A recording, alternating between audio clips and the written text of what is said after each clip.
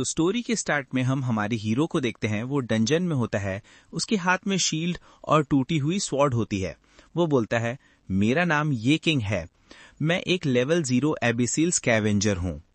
और हम देखते हैं वो एक बड़े वोल्फ बीस्ट के सामने होता है। वो बोलता है, क्योंकि वो किसी भी डिमन बीस्ट को डैमेज नहीं दे सकता, इसलिए वो सिर्फ उन जॉब चेंजर्स के पीछे रहकर उनका छोड़ा हुआ सामान बस कचरा उठाता है। हमारा हीरो लंबी सांसें ले रहा होता है और फिर बोलता है, लोग कहते हैं कि लेवल 0 प्लेयर सोसाइटी का बोझ होता है, एक यूजलेस इंसान, एक पीस ऑफ ट्रैश। फिर वो वुल्फ जोर से चिल्लाता है और फिर किंग भी चिल्ला के एक पंच मारने जाता है। उसकी शील्ड टूट जाती है और वो वुल्फ उस पर अटैक कर देता है और उसकी बॉडी में से ब्लड निकल रहा होता है। उसकी आईज स्केरी लग रही होती है। वो बोलता है, शायद मैं जिंदगी ट्रैश की तरह जी रहा हूं, लेकिन मैं कभी ट्रैश की तरह मरने वाला नहीं हूं। फिर वो चिल्ला के उस पर अटैक करने जा रहा होता है और फिर हम देखते हैं एक मैसेज आता है, you have dealt a critical hit to the spirit wolf, 1 point of damage dealt. फिर यहाँ पे सीन चेंज होता है, हमें जी रैंक सिटी दिखाई जाती है और हम देखते हैं हमारा हीरो डंजन गेट के बाहर होता है। गेट का रैंक सी रैंक होता है। फिर वो गेट के अंदर चला जाता है। फिर हम देखते हैं कि वो एक मॉन्स्टर से बचते हुए दौड़ रहा होता है। फिर उसका पार्टनर उसे बचाने आता है। वो उसे बोलता है, तुम बहुत स्लो हो पागल। फिर हम किंग को देखते हैं कि उसके पास एक बॉक्स होता है क्रिस्टल से भरा हुआ। वो बोलता है कि मेरा डेली का काम जॉब चेंजर्स मॉन्स्टर्स को मारकर जो सामान छोड़ देते हैं, मैं उनको रिसाइकल और सॉर्ट करता हूं, क्योंकि अब भी सुपरवाइजर्स स्ट्रिक्टली मना करते हैं कि इन आइटम्स को नॉर्मल वर्ल्ड में लीक ना होने दिया जाए। आखिरकार ये सी रैंक क्रिस्टल है। एक क्रिस्टल की कीमत 50,000 युआन। फिर हम देखते हैं उसका पार्टनर उसके पास आके उसे बोलता है, ओए छोटे, हमें यहाँ जो भी लूट मिलेगा उसका हिसाब एक एक करके रखेंगे। अगर तूने एक भी क्रिस्टल छुपाया तो सीधा जेल, समझे? फिर उसके फेस पे पसीना आ जाता है। वो उसे बोलता है, चिंता मत करो बॉस, मैं ये जॉब सालों से कर रहा हूँ, मुझे रूल्स पता है। एबीसीएल स्कैवेंजर का काम ज्यादातर लेवल 0 प्लेयर्स ही करते हैं। अगर फ्रंटलाइन टीम एक भी मॉन्स्टर छोड़ दे, पीछे खड़े लेवल 0 की मौत तय होती है। ये लिटरली जान देकर कमाने वाली जॉब है। Basic salary 300 yuan, collected items का 1000 का एक हिस्सा अराउंड 600 युआन। एजेंसी 30% काट लेती है, यानी 540 युआन। और मुझे अभी भी 6,70,000 युआन का कर्जा चुकाना है। मुझे और मेहनत करनी ही पड़ेगी। फिर हम देखते हैं उसके बाजू में खड़ा एक आदमी बोलता है, हे ये किंग, एक बड़ी जॉब मिली है, कमीशन 3000 मिलेगा, क्या तुम करना चाहोगे? किंग चौंक जाता है। वो उसे बोलते हैं, 3000? इतना ज्यादा? वो बंदा उसे बोलता है, क्या तुम्हें हमेशा पैसों की जरूरत नहीं रहती? अगर तुम जाना चाहते हो तो तुरंत ग्रुप से मिल लो। फिर किंग उसे बोलता है, चलो मैं आ रहा हूँ। फिर यहाँ पे सीन चेंज होता है, हमें एक बस दिखाई जाती है। फिर उसके अंदर का सीन दिखाया जाता है। लोग आपस में एक दूसरे से बात कर रहे होते हैं। एक लड़का बोलता है, शेनफेंग सिटी पब्लिक शॉपिंग मॉल, क्या ये वही अबिसिल रेप्लिका नहीं जो न्यूज में था? उन्होंने कहा था ए रैंक का है। दूसरा उसे बोलता है, इसलिए रिवॉर्ड इतना हाई है, पिछली टीम्स का तो कोई जिंदा नहीं बचा। एक और बंदा बोलता है, ये फिर एक सब कॉन्ट्रैक्ट लगता है, मोस्ट लाइकली। फिर हम देखते हैं एक बंदा कहीं जा रहा होता है। वो बोलता है, साफ सफाई के अलावा एक और काम, जो पिछली टीम्स मर गई उनका इक्विपमेंट वापस लाना। दूसरा बंदा गुस्से में बोलता है, साले कैपिटलिस्ट भी ना बिल्कुल दिल नहीं है। हम किंग को देखते हैं। वो बोलता है, 10 साल पहले एबिसिल गेट आसमान से गिरी और मॉन्स्टर्स दुनिया में आ गए। सिर्फ जॉब चेंजर्स ही उनसे लड़ पाते थे। जब मॉन्स्टर्स मरे तो मैजिक क्रिस्टल्स और स्ट्रेंज वेपन्स मिलने लगे। एक नया ट्रेजर वर्ल्ड मिल गया जैसे। पुरानी इंडस्ट्रीज गिर गई, सब पैसे एबिसिल इंडस्ट्रीज में बहने लगे। हम देखते हैं डॉक्टर इसे टाइम खत्म होने का बोलते हैं, ले जाना होगा उन्हें। फिर क्यों उनको बोलता है, सर प्लीज थोड़ा टाइम दे दो। फिर हम देखते हैं गुंडे आते हैं। वो इसे बोलते हैं घर में, दरवाजा खोल, पैसे चुका, बाहर निकल, हमें तुम जैसे नहीं चाहिए, ना काम का ट्रैश। लेवल 0 के उन खिलाड़ियों के लिए रोजगार की स्थिति अभूतपूर्व रूप से निराशाजनक है, जिन्होंने सफलतापूर्वक नौकरी नहीं बदली है। वो बेसिकली सोसाइटी में पहले ही यूजलेस हो चुके हैं। फिर हम देखते हैं एक हाथ आता है। वो उसके हाथ में एक कार्ड होता है, उसमें लिखा होता है कि एक छोटी सी लोन मिलेगी 1 सेकंड में। एक आवाज आती है, वो बोलता है, यंगस्टर तुम्हें पैसों की जरूरत है, तुम जो सबसे वैल्यूएबल चीज लगाओगे पैसों के बदले, वो तुम्हारे ऑर्गन्स होंगे। वो कार्ड को लेके लोन ले लेता है। फिर हम रियलिटी में आते हैं। वो एक लंबी सांस छोड़ता है। हम देखते हैं एक आदमी उसे बोलता है, मैंने सुना है कि किसी ने एक लोन ली है सिर्फ 1 मिलियन की, उसने सब ट्रेडिंग में लॉस कर दिया और अगर वो पैसे नहीं देता फिर वो किडनी सेल कर देगा और एक छोटी बहन भी बीमार है। उसके इलाज का खर्चा ही सबसे बड़ा बोझ है, इसलिए वो ट्रैश की तरह जीने पे मजबूर है। फिर हम देखते हैं वो लोग गेट के पास आ जाते हैं। एक लड़का उन लोगों को बोलता है, तुम स्कैवेंजर्स बहुत धीरे हो। वो लोग उन्हें सॉरी बोलते हैं। फिर एक कैप वाला बंदा बोलता है, पीछे मत रहना, मर गए तो हम जिम्मेदार नहीं, जल्दी करो। फिर क्यों गेट की तरफ देखता है, वो बोलता है, इस बार मुझे पैसे कमाने हैं और जिंदा वापस जाना है। फिर वो गेट के अंदर आ जाते हैं, अंडरग्राउंड शेनफेंग सिटी मार्केट का बी रैंक अबिस। वो आगे बढ़ते हुए बोलता है, पहली बार मैं बी रैंक अबिस में आया। फिर हम देखते हैं वुल्फ्स का एक झुंड अंदर आता है। सब हंटर्स थोड़े डर जाते हैं। फिर कैप वाला बंदा बोलता है, हम जैसे ही अंदर आए बहुत जल्दी मॉन्स्टर आ गए। वो बॉडी बिल्डर जैसी बॉडी वालों से बोलता है, मुझे पता है ये बस एक पैक स्पिरिट वुल्फ्स हैं। फिर वो कैप वाला बंदा फायरबॉल्स का यूज करके उन वुल्फ्स को मार देता है। वो बॉडी बिल्डर बोलता है, तुम लोग गार्ड डाउन मत करना, ये कहीं से भी आ सकते हैं। उनकी दूसरी टीम मेंबर बोलते हैं, हमारे डेस्टिनेशन कहाँ है? फिर वो लड़का बोलता है, हमें वहां 5th फ्लोर पे जाना है। फिर एक लड़की बोलती है, मुझे नहीं पता कि ये सिर्फ एक इल्यूजन है या नहीं, लेकिन मार्केट का 1st फ्लोर का आकार 5 गुना से ज्यादा बढ़ गया है और ऊंचाई 3 गुना से ज्यादा बढ़ गई है। फिर वो गॉगल्स वाला आदमी बोलता है, यही है एबिसलाइजेशन, वर्ल्ड का रेप्लिका लेकिन पूरी तरह से म्यूटेटेड। बाय द वे, जो ग्रुप पहले आया था उनकी बॉडीज कहाँ गई? कोई ट्रेस नहीं। फिर वो बंदा पीछे मुड़ के क्यूंग और बाकी स्कैवेंजर्स को बोलता है, स्कैवेंजर्स बॉडीज ढूंढो, बस पीछा मत करते रहो। फिर क्यूंग मन में सोचता है, लेवल 0 का एक ही काम है, कचरा उठाना। फिर हम देखते हैं क्यूंग उस बंदे के पीछे ही होता है। वो बिना ध्यान दिए चल रहा होता है और वो बंदा अपने शूज ठीक कर रहा होता है और क्यूंग उसे टकराने ही वाला होता है। वो आगे देखते ही घबरा जाता है और उसका पैर उसके कंधे पे लग के वो गिर जाता है। वो बंदा उसको बोलता है, जरा देख कर चलो कि तुम कहाँ जा रहे हो। फिर क्यूंग घबरा के उसे बोलता है, सॉरी। बट वो बंदा क्यूंग को उठा के वॉल के ऊपर गर्दन से पकड़ता है और वो बोलता है, कूड़े से टकराना मुझे घिनौना लगता है, मैंने तो सोचा था कि तुम एक मॉन्स्टर हो। फिर हम देखते हैं वो बॉडी बिल्डर वाला लड़का बोलता है, छोड़ो स्कैवेंजर्स को, लाओ चन, हमें मिशन करना है। हम देखते हैं क्यों सांस नहीं ले पा रहा होता है। फिर लाओ उसे फेंक के बोलता है, अगर तुम जानते हो कि तुम कचरे हो फिर तुम मुझसे दूर रहो। फिर हम देखते हैं वो बोलता है, एक घटिया इंसान जो दूसरों को नीची नजर से देखता है, सोसाइटी के लिए एक यूजलेस पर्सन, एक कचरा होता है। हम देखते हैं वो लोग आगे बढ़ रहे होते हैं। फिर हम देखते हैं कि किंग बहुत जोश में होता है। वो सिर पे कैप रख के बोलता है, बट वो लोग ये नहीं जानते कि। फिर वो रुक जाता है। फिर हम देखते हैं कि हमें कुछ दिखाया जाता है। उसमें लिखा होता है, तुम्हारा एक्सपीरियंस वैल्यू 95 है, तुम जल्द ही नेक्स्ट लेवल में पहुंचने वाले हो। फिर वो आगे बढ़ने लगता है और फिर अंदर जाकर उनका ग्रुप पहले से आए गए लोगों की बॉडीज को ढूंढने लगते हैं। पर उनके पीछे एक वुल्फ मोचर पड़ गया था, जिससे बचकर भागने के लिए बाकी स्कैवेंजर्स तो भाग जाती हैं, पर ये चिंग वहीं पर खड़ा रहता है और देख पाता है कि वो स्पिरिट वुल्फ इस वक्त अपनी क्रिटिकल हेल्थ पर जिंदा खड़ा था, यानी अपनी हेल्थ के लास्ट स्टेज में। और वहीं पर पड़े मौजूद ये चिंग को लेवल 1 के 2 हथियार भी दिखाई देती हैं, जो कि प्रोबेबली पिछली टीम के गिर रही के थे। एंड वो मोशर ये चिंग पर हमला कर देता है, पर ये चिंग उस हमले से बच जाता है और उन हथियारों को पकड़ लेता है, क्योंकि ये मोशर वही अपॉर्चुनिटी था जिसे मारकर वो अपने लेवल को बढ़ाने का वेट कर रहा था। और फिर वो उस कमजोर शील्ड और हथियार को पकड़कर वुल्फ मोशर के ऊपर कूद पड़ता है और अपने हथियार से वो उसके सर पर हमला तो करता है, पर उस मोशर के ऊपर उस हमले का लिटरली 0 डैमेज पड़ा था, क्योंकि ये चिंग खुद लेवल 0 का था, इसलिए वो मोशर्स को डैमेज नहीं दे सकता था। और बाकी स्कैवेंजर्स भी उसका मजाक उड़ाने लगते हैं, ये कहकर कि इस मोशर्स के ऊपर सिर्फ जोब चेंजेस के हमले ही वर्क करते थे। और फिर हम ये चिंग के स्टैट्स को देखते हैं, जो कि लिटरली सारे के सारे सिर्फ 1 के थे। और वो मोशर ये चिंग पर हमला कर उसे दूर फेंकता है और ये चिंग भी उससे भिजकर भागने लगता है, क्योंकि उस मोचर के ऊपर उसके डायरेक्ट हमले बिल्कुल भी असर नहीं कर रहे थे। और फिर वो वहां बनी एक ठहनी के सारे बसता है और ऊपर हवा में आकर उसके ऊपर अपनी पूरी ताकत से हमला करने का ट्राई करता है।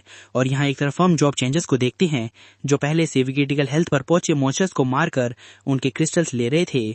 और उनका लीडर उन्हें बता रहा था, हम पहले से कमजोर हुए मोचर्स को मारकर काफी सारा कमा सकते हैं, पर अगर इन स्कैवेंजर्स को कोई मोचर मिल जाता है वो कुछ भी नहीं कर पाएंगे। आखिरकार वो कचरा जो है, और हम यहाँ पर मौजूद सबसे महंगे आइटम्स रख लेंगे और बचा गुचा कचरा उन्हें साफ करने के लिए दे देंगे। एंड यही रामियो का मेन धंधा होता था। और उसकी टीम की एक बंदी उसके लीडर को बताती है कि एक वुल्फ मोचर उसे बचकर उन स्कैवेंजर्स की तरफ भाग गया था, जिससे इस वक्त ये चीन लड़ रहा था। और लाओ फैंग भी उस मोचर को मारने के लिए उसके पीछे पीछे निकल पड़ता है कि यहाँ हम देखते हैं उस वुल्फ मोचर ने ये चिंग को कसकर अपने दांतों से पकड़ लेता है। पर ये चिंग यहाँ पर हार नहीं मान रहा था और उस टूटे गए वेपन का इस्तेमाल कर वो अपनी पूरी ताकत से उस वुल्फ मोचर की आग पर दे मारता है और फाइनली उसकी किस्मत से ये चीज क्रिटिकल हिट हो जाती है और उसका 0 का डैमेज भी 1 डैमेज कर देता है, जो कि उस पहले से कमजोर होकर रखे वुल्फ मोचर को मारने के लिए काफी था। पर ये चिंग के लिए वुल्फ मोचर पावरफुल था, पर उसने अपनी पूरी मेहनत, हिम्मत और लगन से फाइनली कुछ कर उसे मार दिया था कि तब भी ये सारी चीजें दूर से देखता हुआ वहां पर ला फेंग भी आ जाता है, जो कि अभी बस ये चिंग का मजाक उड़ा रहा था एक कमजोर से वुल्फ मोचर को मारकर हीरो की तरह एक्ट करने के लिए। पर यहाँ पर तो ये चिंग मुस्कुरा रहा था, क्योंकि एक्चुअली में एक जॉब चेंजर का पाथ बस एक ही रास्ते से नहीं जुड़ा होता था। जब तुम्हारा एक्सपीरियंस मिलकर लेवल 1 तक पहुंच जाता है, एक लेवल 0 का मेंबर भी अपनी जॉब को स्विच कर सकता था, यानी किस्मत से उन्हें काफी अच्छी जॉब भी मिल सकती थी। और जॉब से मेरा मतलब है एक अलग अलग तरह के क्लासेस, वॉरियर, मेजेस एक्सेट्रा वगैरह। पर क्योंकि लेवल 0 प्लेयर के लिए खुद मॉन्स्टर को मारना काफी मुश्किल होता था, तो इसलिए उनका लेवल बढ़ाना भी बहुत ही मुश्किल होता था।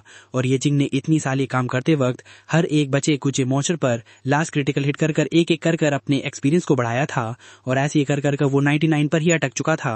पर आज फाइनली उस फुल मॉन्स्टर को मारकर वो इस एक्सपीरियंस को 100 पर कर पाया था और वो मुस्कुराता बताता है ये एक इकलौता तरीका था एक्सपीरियंस इकट्ठा करने का, पर मैं फिर भी इस चीज में कामयाब हो गया। और वहां पर कंडीशंस भी मिल जाती हैं, जो देखकर अब ला फ्रैंक भी हैरान हो गया था कि आखिर एक लेवल 0 का बंदा अपनी जॉब चेंज करने में कामयाब कैसे हो गया। और ये चिंग के आसपास हर जगह ब्लू ऑरा इकट्ठा हो जाता है और उसे नोटिफिकेशन आता है लेवल 1 होने का। कि तभी कुछ अजीब बात होती है कि लेवल 1 होकर भी उसकी जॉब अभी भी इसका वेंजर थी और उसका लेवल 1 ही मैक्स लेवल था, जो देखकर अब उल्टा ला फैंग अब हंसने लगता है और मजाक उड़ाता कहता है आखिरकार एक कचरा कचरा ही रहेगा ना, और मुझे लगा ये जॉब चेंज करने वाला है, और तेरा तो मैक्स लेवल भी 1 है, तो जिंदगी में एक लौता चांस मिला था अपनी जॉब चेंज करने का, और देखो वो भी क्या मिली, इसका वेंजर। ये फिर ऑफेक्स से धमकाता कि स्काव वेंजर में से ये चिंग यहाँ पर अकेला ही जिंदा बचा था, यानी उस इकलौते को ही सारा बचा गया सामान उठाकर लेके जाना था। और फिर वो ये चिंग की चीज के बारे में अपने बाकी साथियों को बताने चले जाता है और ये चिंग भी उदास होकर सोचने लगता है अगर उसका वेंजर का लेवल 1 मैक्स है तो मतलब कि मैं अपनी लेवल्स को ग्रो नहीं कर सकता, आखिर ये एबिलिटी है क्या। कि फिर जब वो उस मॉन्स्टर की लाश की तरफ देखता है उसे नोटिफिकेशन आता है कि उसे एक लो लेवल का रिसाइकल कचरा दिखा था एंड वो चीज उस मॉन्स्टर की लाश की बात कर रही थी एंड उस कचरे का इस्तेमाल करने के लिए यस और नो का नोटिफिकेशन आ रखा था, जिस पर ये चिंग यस करता है कि उसकी स्कावेंजर एबिलिटी एक्टिवेट हो जाती है और ढेर से बड़े बड़े हाथ वहां से बाहर निकलते हैं और उस वुल्फ की लाश को पकड़ लेते हैं और उसे अपने साथ घसीट कर एक अलग ही दुनिया में ले जाते हैं और फिर उसकी बॉडी को डिसइंटीग्रेशन करने लगते हैं। और उस चीज के पूरा होने के बाद ये चिंग को एक स्पिरिट डैश एबिलिटी मिली थी और साथ ही 3 एट्रीब्यूट्स के पॉइंट्स भी, और ये चिंग को अब लाशों से एबिलिटीज के साथ साथ पर्सनल एट्रीब्यूट के पॉइंट्स भी मिलेंगे, जिन पॉइंट से वो अपने एट्रीब्यूट को बढ़ा सकता था। और फिर वो अपने एट्रीब्यूट सिस्टम को खोल लेता है। स्कावेंजर एबिलिटी बताती है कि इस डैश एबिलिटी को यूज करने के लिए उस एट्रीब्यूट में 3 एजाइल के पॉइंट्स लगेंगे, पर क्योंकि फिलहाल के लिए उसे ज्यादा पता नहीं था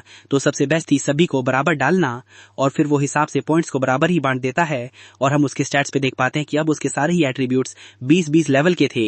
और यहाँ एक तरफ हम बाकी जॉब चेंजेस को देखते हैं जो कि 5th फ्लोर पर बस पहुंच गए थे और लाफैंगनो ने सब कुछ बता दिया था, जो सब सुनकर उसका साथी बताता है तो तुम ये कह रहे हो कि उसके जॉब चेंज करने के बाद वो बंदा स्कावेंजर बन गया, पर ये तो एक ऐसी जॉब है जिसके बारे में मैंने पहले कभी नहीं सुना। और एक और बंदा बताता है कि आजकल काफी सारी हिडन जॉब्स आते जा रही हैं, पर जाकर कर हिडन जॉब सिर्फ और सिर्फ वर्थलेसली निकलती हैं।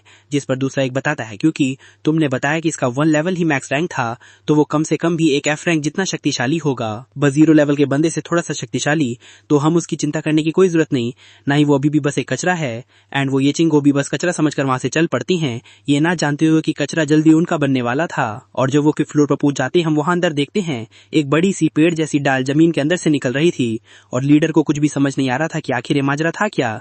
कि जल्दी वहां पर वो देखते हैं कुछ लाशों को जो कि एक अजीब से म्यूटेंट में बदल चुकी थी, जो लाशें सिर्फ जॉम्बीज की तरह थी। और कैप्टन उन्हें बताता है कि ये पिछले ग्रुप फैल्कन हंटर के ग्रुप के लीडर की लाश थी। पर एक बात एक जॉब चेंजर को समझ नहीं आ रही थी, आखिर इन लोगों की बॉडीज इतनी ज्यादा कैसे सूख गई हैं, क्या इनका पूरा का पूरा मैजिक ही खींच लिया गया है। और लीडर भी एक बात को नोटिस कर बताता है कि पिछला ये group the falcon hunting group मानने में एक बेरंग ग्रुप था और वो डेफिनेटली उन कमजोर वूबस्टर से नहीं हार सकते थे। यानी यहाँ का माजरा कुछ और ही था कि जल्दी वहां पर वो उनकी तरह बढ़ते हुए देखते हैं बहुत से म्यूटेंट मॉन्स्टर्स को और वो समझ जाते हैं कि असली खतरनाक मॉन्स्टर्स कौन थे। और वो सारे ही जॉब चेंजर्स बचने के लिए उनसे थोड़ा पीछे हो जाते हैं क्योंकि वो समझ गए थे कि वो कितने बड़े खतर में थे। और उन्हें पहले इनकी बॉडीज इसलिए नहीं मिली थी क्योंकि ये सभी लोग पहले से यहाँ पर इकट्ठा हो रखे थे, ताकि पहले कमजोर मॉन्स्टर से लड़कर जॉब चेंजर्स को लगे ये अबेस काफी आसान है और वो अंदर ही अंदर बढ़ते रहें। और वो कुछ कर उन म्यूटेंट मॉन्स्टर से लड़ ही रहे थे कि उनके पीछे लगा वही बड़ा सा पेड़ हिल पड़ता है, जो कि दरअसल इस बेस का असली मास्टर था, यानी बॉस मॉन्स्टर। और हम देख पाते हैं कि उस मॉन्स्टर की 3 कुछ आंखें थी और वो एक पेड़ जैसे दिखने वाला विशाल का एक मॉन्स्टर था कि उस बॉस मॉन्स्टर के ऊपर से कुछ और भी खतरनाक म्यूटेंट मॉन्स्टर्स उनकी तरफ बढ़ने लगते हैं, जो कि दरअसल पिछले ग्रुप के बंदे थे जो कि पावरफुल थे, इसलिए उस बॉस ने उन्हें म्यूटेंट बना दिया था। और यहाँ एक तरफ ये जिंग फाइनली 50 बॉडी को रिसाइकल कर लेता है, जिससे उसे एक अचीवमेंट मिलती है एंड उसे एक रिवॉर्ड भी मिलता है, जिस रिवॉर्ड के लिए पहले तो ये जिंग काफी एक्साइटेड था, पर वो रिवॉर्ड बस एक लेवल 1 का आम सा डैगर था, जिससे ऑब्वियसली वो डिसअपॉइंट होकर रह जाता है कि तभी वहां की सारी जगह काफी जोर से हिलने लगती है और येचिंग को महसूस होता है कि उसकी तरह भागता हुआ काफी तेजी से कोई बढ़कर आ रहा था। और अपने पीछे मुड़कर वो पाता है एक चलती भागती म्यूटेड लाश उसकी तरह बढ़कर आ रही थी उस पर हमला करने के लिए। और वो येचिंग पर हमला तो बहुत तेजी से करती है, पर अपनी एजिलिटी इंप्रूव करने की वजह से वो उसके हमलों से आसानी से उसे डॉज कर बच पाया था। और इस तेजी से वो खुद भी थोड़ा हैरान था और वो प्राउड होकर कहता है, आखिरकार लगता है कि मैं पहले से पावरफुल बन ही गया हूँ। कि वो मॉन्स्टर फिर से बहुत ही तेजी से बिल्कुल उसके मुंह के सामने आ जाता है, पर येचिंग की तेजी अब भी उससे ज्यादा थी, जिससे वो उसे डॉज कर लेता है। और क्योंकि उसने पॉइंट्स को बराबर बांटा था, इतना तो वो समझ गया था कि अगर उसकी तेजी इतनी ज्यादा थी तो उसकी ताकत भी पहले से काफी ज्यादा बढ़ गई होगी। और फिर वो अपनी डस्ट पेल को इक्वेट कर पूरी तेजी से उस मॉन्स्टर की तरह बढ़कर जाता है और उसे एक जोर का घूसा दे मारकर हवा में उड़ा देता है। और हम देख ही पाते हैं कि उसके एक ही बार से उस म्यूटेंट की ऐसी तैसी हो चुकी थी, पर सरप्राइजिंगली वो अभी तक मरी नहीं थी कि येचिंग को नोटिफिकेशन आता है कि क्योंकि उसके इंटेलिजेंस के एट्रीब्यूट पॉइंट पड़ गए थे, वो अपने दुश्मन के वीक पॉइंट्स को देख सकता था। और वो भी ऐसा कर पता लगा पाता है कि उसके सामने खड़े इस पैरासाइट ह्यूमन को मारने के लिए उसे या तो उस पर फायर से हमला करना होगा या तो उसके नेक के पार्ट को काटना होगा। और वो भी भागता हुआ उसकी तरह बढ़ता है और उसके हमले को डोज करता है और एकदम उसके हमलों से बचकर वो उसके पीछे साइड आ जाता है। और क्योंकि उसे उसके नेक को काटना था तो ये परफेक्ट चांस था उस डैगर को यूज करने का, जिसे समन कर वो सीधा वार उसकी नेक पर करता है और उसे मारने में कामयाब हो जाता है। और उसके हाथ पर काफी पॉइजन तो लग गया था, पर कॉन्स्टिट्यूशन चेक के एट्रीब्यूट की वजह से उसके ऊपर पॉइजन का इफेक्ट खत्म हो जाता है।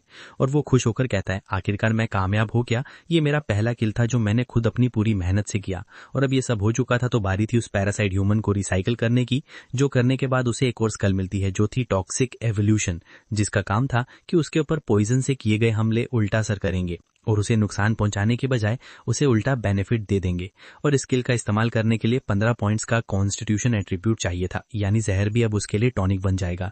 और साथ ही उसे 5 एट्रीब्यूट के पॉइंट्स मिलते हैं और साथ ही एक पॉइजन कार्ड। और वो भी स्किल का इस्तेमाल करना देखना चाहता था तो वो थोड़ा सा पॉइजन पी जाता है और उसकी टॉक्सिक एवोल्यूशन स्किल से उस जहर का इफेक्ट ही हीलिंग में बदल जाता है और येजिंग को पहले के हर एक डैमेज से हील कर देता है। और साथ ही अब 10 मिनट के लिए उसके सारे बेसिक एट्रीब्यूट पूरे ही डबल लेवल के हो चुके थे और उसे याद आता है कि इंटेलिजेंस पॉइंट जितने बढ़ेंगे वो उतनी ही हिडन इन्फॉर्मेशन देख सकता है, इसीलिए वो इस बार के 5 पॉइंट्स भी इंटेलिजेंस में डालता है। और वो अपने स्टेटस को देख ही रहा था कि उसे अपने पीछे से कुछ और मॉन्स्टर्स की चलने की आवाजें आ रही थी और उसे लगा था कि उसने एक तो मॉन्स्टर को मिस कर दिया होगा, पर उसके पीछे तो पूरी पलटन थी, जो बात बुरी से ज्यादा अब येचिंग के लिए अच्छी थी। जितनी ज्यादा बॉडीज उतने ज्यादा येचिंग के लिए एट्रीब्यूट पॉइंट्स। और वो आज तक उसे मारे गए सभी तानों को याद करता है। क्या कहते थे लोग, दुनिया पर एक बोझ, कचरा, एक फालतू व्यक्ति। वो लोग मुझे ही नामों से पुकारते थे, पर अब मैं पूरी हिम्मत कर बता सकता हूँ कि मेरा नाम येचिंग है और मैं एक स्कैवेंजर हूँ। और अब चाहे कुछ भी हो जाए, येचिंग इस मौके को मैं ही गंवाने वाला था। और यहाँ दूसरी तरफ हम बाकी जॉब चेंजर्स को देखते हैं, जिनसे अब उन हाई लेवल म्यूट से लड़ना काफी मुश्किल हो रहा था। और लीडर घबराता बताता है, मुझे लगा था कि ये बस लाशें होंगी, पर ये तो पहले से भी ज्यादा शक्तिशाली हो गए हैं जब ये जिंदा होते थे। और अगर ये मॉन्स्टर्स इतने भयानक हैं तो इनका ये प्लांट पोस्ट कितना भयानक होगा। और फिर वो अपनी पूरी टीम को वहां से भागने को कहता है, पर क्या फायदा, अब जिंदा बचे सिर्फ ब्लू चैन और वही थे। बाकी उनके दोनों साथियों को पहले से भी बदतर मौत मिल चुकी थी और वो लोग काफी तेजी से भाग रहे थे, पर उन मॉन्स्टर्स की तेजी काफी ज्यादा थी, इसलिए लीडर उन्हें कुछ कर रोकने की कोशिश कर रहा था। पर लाओ चैन उन्हें रोकने में उसकी मदद नहीं करता, क्योंकि वो यहाँ पर मरना नहीं चाहता था। और वो अपने साथी को अकेला ही छोड़ने का फैसला करता है कि उसका साथी ये नोटिस करता है, उस पर चिल्लाता है, सार्जन आखिर तुम कहाँ जा रहे हो, मैं तुम्हारी टीम का हिस्सा हूँ। कि लाओचेन सलाता बस ये बताता है कि साथी होने के नाते वो उसके लिए उसके मरने के बाद उसके फ्यूनरल पर सबसे ज्यादा पैसा डालेगा, और जल्दी वो बंदा भी मारा जाता है। कि लाओचेन की सोचता है वहां से भागने से मेरा कुछ नहीं जाएगा, और साथ ही मेरे पास वो सामान है जो मैंने उठाया था, और अब बस मुझे बहाना बनाना है कि टीम कैसे मरी। कि वो गलती से उसके सामने से आ रहे येचिंग से टकरा जाता है, और पहले उसकी डर कर ये फट जाती है कि उसके सामने कोई मॉन्स्टर खड़ा था, पर ध्यान से देखने पर वो पाता है कि उसके सामने वही कमजोर सा बंदा खड़ा था जो उसे पूछ रहा था, जब फलताई तुमने कैसे निकले कि तुमने अपने साथियों तक को धोखा दे दिया। क्यूरता लाओचेन सोचता है उसने देख लिया है कि मैंने उन्हें धोखा दिया है, और अगर मैंने इसे यहाँ से जिंदा बाहर निकलने दिया तो मेरी नौकरी तो समझो काम से गई। इसलिए लाओचेन येचिंग को मारने का फैसला ले लेता है और उसे बताता है कि क्योंकि येचिंग पावरफुल बनना चाहता था तो उसे अपने आप को मॉन्स्टर्स को खिला देना चाहिए। और वो ये कहता उसे एक जोर की लात तो मारता है, पर दोनों की स्ट्रेंथ में अब इतना फर्क आ चुका था कि लाओचेन की किक येचिंग को कुछ भी नुकसान ना कर उल्टा उसे ही दर्द कर देती है, जो बात उसे बिल्कुल भी समझ नहीं आती। और येचिंग भी अपनी स्कैवेंजर एबिलिटी को समन कर उसे कहता है, तुम हरामजादे, लोगों को कचरा कहने वाले, तुम उस कचरे से भी कई गुना बदतर हो। और येचिंग की उस खतरनाक एबिलिटी को देखकर लाओचेन की तो पूरी फटकर ऐसी तैसी हो रखी थी कि वो कमजोर सा बंदा जिसका वो मजाक उड़ाता था वो उसके सामने एक शैतान लग रहा था। और फिर उसकी स्कैवेंजर एबिलिटी येचिंग के कहने पर उसे अपने अंदर खींचने लगती है और उस कचरे को रिसाइकल करने की तैयारी करने लगती है। कि फिर एबिलिटी के दो हाथ आकर बताते हैं कि इस कचरे को रिसाइकल नहीं किया जा सकता था, यानी शायद जिंदा चीज को रिसाइकल कर पाना थोड़ा मुश्किल था, पर ऐसा उसे सिर्फ लगा ही था। कि तभी उसकी रिसाइकल एबिलिटी अपग्रेड हो जाती है और लाओचेन के लेवल को रीसेट कर वो उसकी एबिलिटी कार्ड को निकाल लेती है। यानी अगर उनका टारगेट बेहोश हो रखा है तो वो रिसाइकल कर उनके स्किल्स को पा सकता था। और उस एबिलिटी का नाम था स्पेलकास्टर, जिसे 3 मिनट के लिए लगातार यूज किया जा सकता था। और फिर येचिंग भी टाइम न लेता, उस एबिलिटी को अपने ऊपर यूज करता है। और अब उस एबिलिटी को गेन करने के बाद उसके यहाँ पर 15 इंटेलिजेंस पॉइंट्स लगते हैं। और क्योंकि साथ ही येचिंग के पास 50 इंटेलिजेंस पॉइंट्स हैं, तो वो ओवरकास्ट इफेक्ट को ट्रिगर कर इस एबिलिटी को ग्रेट फेम में एक्सप्लोजन में इवॉल्व कर सकता था। कि तभी उसके पीछे से कई सारे मॉन्स्टर्स आ रहे थे, और यही परफेक्ट बारी थी इस न्यू एबिलिटी को ट्राई करने की। और बिल्कुल लाओजिन की तरह ही वो उस एबिलिटी को यूज करने की कोशिश करता है, और बहुत ही बड़े आग के गोले बनाकर उन मॉन्स्टर्स पर फेंक देता है, जिससे उस जगह पर बहुत ही बड़ा धमाका होता है, और वो सारे के सारे मॉन्स्टर्स बिल्कुल ही नष्ट हो जाते हैं। जिससे वो थोड़ा निराश हो जाता है कि उसे उनकी बॉडी रिसाइकिल करने तक को भी नहीं मिली। कि तभी उसके पीछे से वो हाई रैंक के मॉन्स्टर्स भी हमला कर देते हैं, जिससे येचिंग अपनी एजिलिटी के सहारे आसानी से डॉज कर लेता है। कि अगली ही 1 सेकंड में फिर से वो मॉन्स्टर उसके एकदम करीब आ गया था, और येचिंग उस पर वार तो करता है, पर वो मॉन्स्टर उसे आसानी से पैरी कर पा रहा था। जिसका रीजन येचिंग समझ पा रहा था कि उसके पास अभी भी कोई क्लोज कॉम्बैट स्किल नहीं थी। कि उसे वहां पर उसके साथ आए वही जॉब चेंजर्स की लाशें दिखती हैं, जिन्हें फटाफट येचिंग रिसाइकिल करने लगता है, इस उम्मीद में कि उसे कोई काम की एबिलिटी मिल जाएगी। कि उसकी अच्छी किस्मत उससे कवच समन करने की एबिलिटी मिलती है, जिसके सहारे से वो अपनी पूरी जान लगाकर वो उस मॉन्स्टर के सर को उसके दर से अलग कर देता है, और उसे मारकर कहता है, माफ करना, मैं जानता हूँ कि तुम्हारी मौत बरी थी, पर मुझे तुम्हारी लाश को भी रिसाइकिल करना होगा। और फिर उसे रिसाइकिल करने के बाद कि उसे डैगर मास्टर की एबिलिटी मिलती है, जिससे वो एक असासिन की तरह डैगर्स को चला सकता था। और अब इतना ज्यादा पावरफुल होने के बाद येचिंग बाकी के मॉन्स्टर्स पर भी टूट पड़ता है, जो कि अब उसकी बराबरी करने के बिल्कुल भी काबिल नहीं थे, और उसके हर एक वार से वो आसानी से उन्हें मार पा रहा था। और अब उस बाकी सभी की ऐसी तैसी कर वो उस बॉस मॉन्स्टर के सामने पहुंच जाता है और अपनी स्कैवेंजर एबिलिटी को समन कर लेता है, और अंततः उसे भी मार देता है। यहाँ पर सीन स्किप होकर हमें लाओजन की तरफ दिखाया जाता है, जहाँ पर अबे सुपरवाइजर कमेटी के इंटेरोगेशन रूम में हम उसकी जांच पड़ताल होता हुआ देखते हैं। और वो लाओजन से पूछ रहे थे कि लाओजन उस अबिस का इकलौता सर्वाइवर था, और जिस बंदे की उसने बात की थी कि एक 1 लेवल का बंदा जो सभी से ताकत खींच लेता था, वो इस अबिस के अंदर उन्हें कहीं नहीं मिला। और एक बात और ये जी भुनी गैग रही थी कि लाओजन को फिर से ढूंढने पर अब उसका लेवल एकदम 1 हो चुका है, जो चीज आज तक उन्होंने पहले कभी नहीं देखी थी। जिस पर लाओजन चलाता बताता है, मैंने आपको बताया तो है, मेरी एबिलिटीज को साथ मेरी साइकिल कर दिया गया है, और यही तो इस चीज का सबूत है। आखिर ऐसा नहीं तो कैसे होता? पर उन लोगों को लगता है कि लाओजन सिर्फ लूसन कर रहा था, क्योंकि ऐसा होना उनके मानने से पॉसिबल नहीं था। और बेचारे लाओजन की बात पर कोई भी यकीन नहीं करता। और एक तरफ हम येचिंग को पाते हैं, जो कि एक बी रैंक अबिस के एंट्रेंस के पास खड़ा था, और दरअसल येचिंग ने अपने सारे ही मैजिक क्रिस्टल्स को ब्लैक मार्केट में बेच दिया था। पर क्योंकि उसने ब्लैक मार्केट में बेचा था तो उसे उन क्रिस्टल्स का सिर्फ 30% ही मिला था, और जितने भी मैजिक क्रिस्टल उसे वहां से मिले थे उसे वो अपने पिछले सारे सालों का उधार तक तो चुका पाया था। और वो इतना जान चुका था कि अगर उसने बाकी लोगों के सामने अपनी रिसाइकलेबिलिटी का इस्तेमाल किया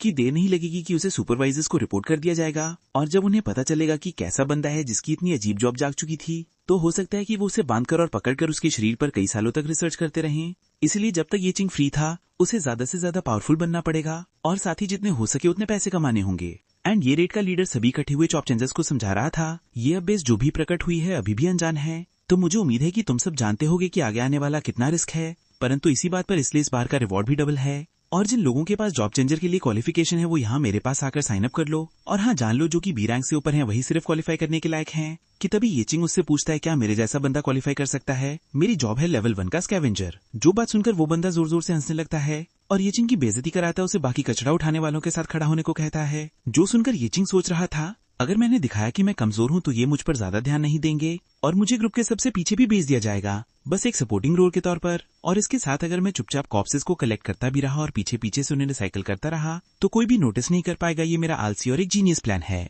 कि तभी वहाँ पर एक लड़की की एंट्री होती है जिसे देखकर सभी लोग घबराते उसकी तारीफ करने लगते हैं कि ये फेमस लियो फैमिली की डॉटर थी जिसने गॉड चूजन जॉब को अवेकन किया था, जिसका नाम लियो शिंगरान था और उसे गॉड चूजन चाइल्ड भी कहा जाता था। और वो येचिंग को भी साथ ले जाने से मान जाती है जिससे उनके बंदे तो कम से कम पूरे हो जाएंगे। जिस पर वो बंदा शिंगरान को बताने की कोशिश करता है कि ये बंदा सिर्फ लेवल 1 का न्यूबी है तो आखिर उसका क्या ही फायदा होगा। जिस पर शिंगरान बताती है कि इस बात से कोई भी फर्क नहीं पड़ता अगर सारे के सारे यहाँ पर लेवल 1 के होंगे, क्योंकि वो बस उसके लिए यहाँ पर रेड के नंबर्स पूरे करने के लिए थे। क्योंकि किसी भी अबेस में रेड करने के लिए एक लिमिटेड नंबर सिलेक्टेड होते थे जिन्हें पूरे किए बगैर तुम्हें अंदर जाने का हुक्म नहीं मिलता। और शिंगरान की बात सुनकर वो बंदा भी मान जाता है। जी मिस लू, हम सभी लोग तो बस आपकी रक्षा करने आए हैं, ये आपकी फैमिली की प्रॉपर्टी है तो जो आप करना चाहेंगे वही होगा। एंड वेल जो भी हो, येचिंग तो खुश था कि उसे बाहर नहीं निकाल दिया गया था। कि तभी शिंगरान की तरफ ध्यान से देखकर वो याद करने लगता है ये लो शिंगरान मैंने से कहीं तो देखा है। कि तभी फिर उसे याद आ जाता है कि वो शिंगरान से 2 साल पहले भी मिला था जब वो इतनी पावरफुल नहीं थी और मॉन्स्टर को क्रिटिकल हेल्थ तक पहुंचाकर उसकी तलवार तक भी टूट चुकी थी।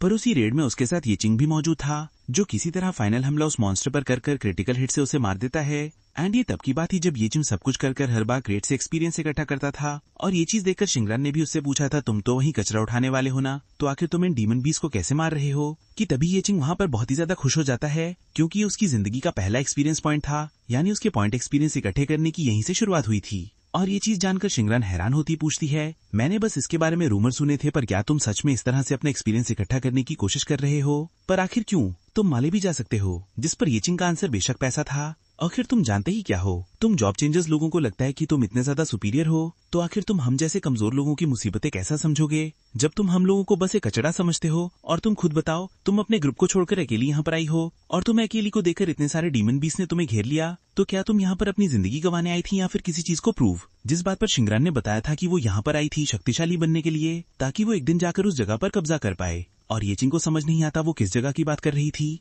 और फिर शिंगरान येचिंग से पूछती है कि आखिर येचिंग अपनी जॉब को चेंज क्यों करना चाहता था, जिस पर वो बताता है अपनी फैमिली के लिए, मैं पावरफुल बनकर अपनी फैमिली की रक्षा करना चाहता हूँ। और फिर शिंगरान येचिंग से उसका नाम जानती है और उसे अंततः अपने आप को इंट्रोड्यूस करती बताती है येचिंग तुमसे मिलकर खुशी हुई, मैं हूँ लियो शिंगरान और मैं चाहूंगी कि तुम अपनी जॉब को अच्छे से चेंज कर पाओ और जब तुम अपनी जॉब को चेंज कर लोगे मेरे ग्रुप को ज्वाइन कर लेना ताकि एक दिन हम साथ में उस जगह को हासिल कर पाएं। जिस बात पर हाथ बढ़ाता येचिंग भी मान जाता है तो जब टाइम आएगा मेरे को स्लो मत करना। जिस पर शिंगरान बताती है कि यहाँ पर 30 डीमन बीस्ट को उसने खुद से मारा था और येचिंग ने यहाँ पर बस 1 को मारा था, तो यहाँ पर येचिंग का स्कोर उसके सामने 0.5 के बराबर था। कि तभी शिंगरान को ढूंढते हुए उसके गार्ड्स भी वहाँ पर आ जाते हैं और उसकी रक्षा करने के लिए उसे उठाकर वहाँ से ले जाने लगते हैं। कि जाने से पहले उसने येचिंग की तरफ एक क्रिस्टल फेंका था जो कि 0.5 उसके स्कोर का रिवार्ड था और उसे एक्सेप्ट करता उसे लेकर येचिंग भी वहाँ से चला जाता है। और यहीं पर उनकी पास्ट की मुलाकात का फ्लैशबैक खत्म होता है और येचिंग को शिंगरान की तरफ घूरता देख एक दूसरा वॉरियर उसे होश मिलाता येचिंग को उन क्रिस्टल्स को ले जाने को कहता है और येचिंग भी शिंगरान को बताता है मैं पूरी कोशिश करूंगा कि मैं बाकियों पर बोझ ना वाल हूँ।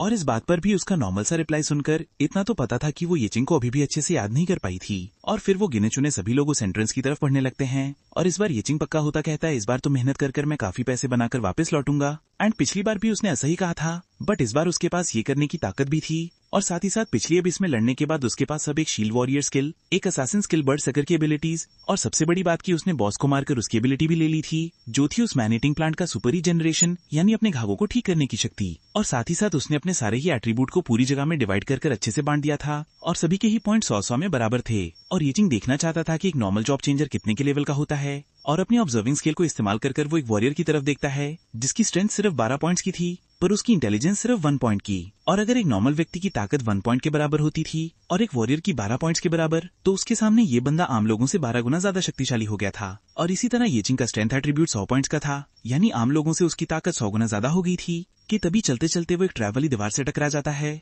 पर क्योंकि उसकी स्ट्रेंथ बहुत ही ज्यादा थी उसे तो कुछ ज्यादा नहीं होता पर पूरी जमीन एक बार को कांप उठती है और बाकी लोग भी इसे अर्थक्वेक समझकर पीछे देखने लगते हैं। कि तभी एक बंदे को सामने एक चेस्ट दिखती है और वो सभी लोग इस बात को भुलाकर उस चेस्ट की तरफ बढ़ पड़ते हैं पर वो पाते हैं कि वो सेकिल चेस्ट थी और इस चेस्ट को एक असैसिन ही तोड़ सकता था, पर वो अपने साथ कोई भी असैसिन नहीं लाए थे, यानी उन्हें इस ए रैंक की चेस्ट को छोड़ना पड़ेगा। कि ये चिंग आवाज देता है, बताता है वो इस चेस्ट को शायद खोल सकता है, एंड अगले पल वो आसानी से ऐसा कर भी देता है और चेस्ट के अंदर से काफी आइटम्स निकलती हैं और एक वॉरियर हैरान होता है। ये चिंग से पूछता है ये ताले खोलने की एबिलिटी तो सिर्फ लेवल 5 का असैसिन ही नहीं जान सकता है, तो फिर आखिर तुम ये कैसे कर पाए? जिस पर ये चिंग का बहाना था कि लेवल 1 का स्कावेंजर काफी बार ऐसी सिचुएशन में फंसते हैं और उन्हें अपने सामने कई बार ऐसी चेस्ट को खोलना पड़ता है और फिर वो रिवॉर्ड्स को बाद में बांटने का डिसाइड कर आगे की तरफ बढ़ने लगते हैं। पर ये चिंग सबसे आगे बढ़ने वाली हीला लड़की को रोकता बताता है, रुको आगे मत बढ़ो, तुम्हारे सामने कुछ है, और फिर एक पत्थर को उठाकर वो उस रास्ते में फेंक देता है। कि तभी वहाँ पर एक बहुत ही भयानक ट्रैप एक्टिवेट हो जाता है और बाल बाल जिंदा बची वो हीला लड़की उससे पूछती है कि ये चिंग सच में ही लेवल 1 का है ना? जिस पर वो बहाना देता है कि स्कैवेंजर्स लोगों को कचरा उठाते उठाते काफी बार ऐसे ट्रैप से सामना करना पड़ता है, तो अब एक्सपीरियंस की वजह से उसे अंदाजा लग जाता है कि ट्रैप कहाँ पर हो सकते हैं। पर उन लोगों का अभी भी इस बात पर यकीन करना थोड़ा मुश्किल हो रहा था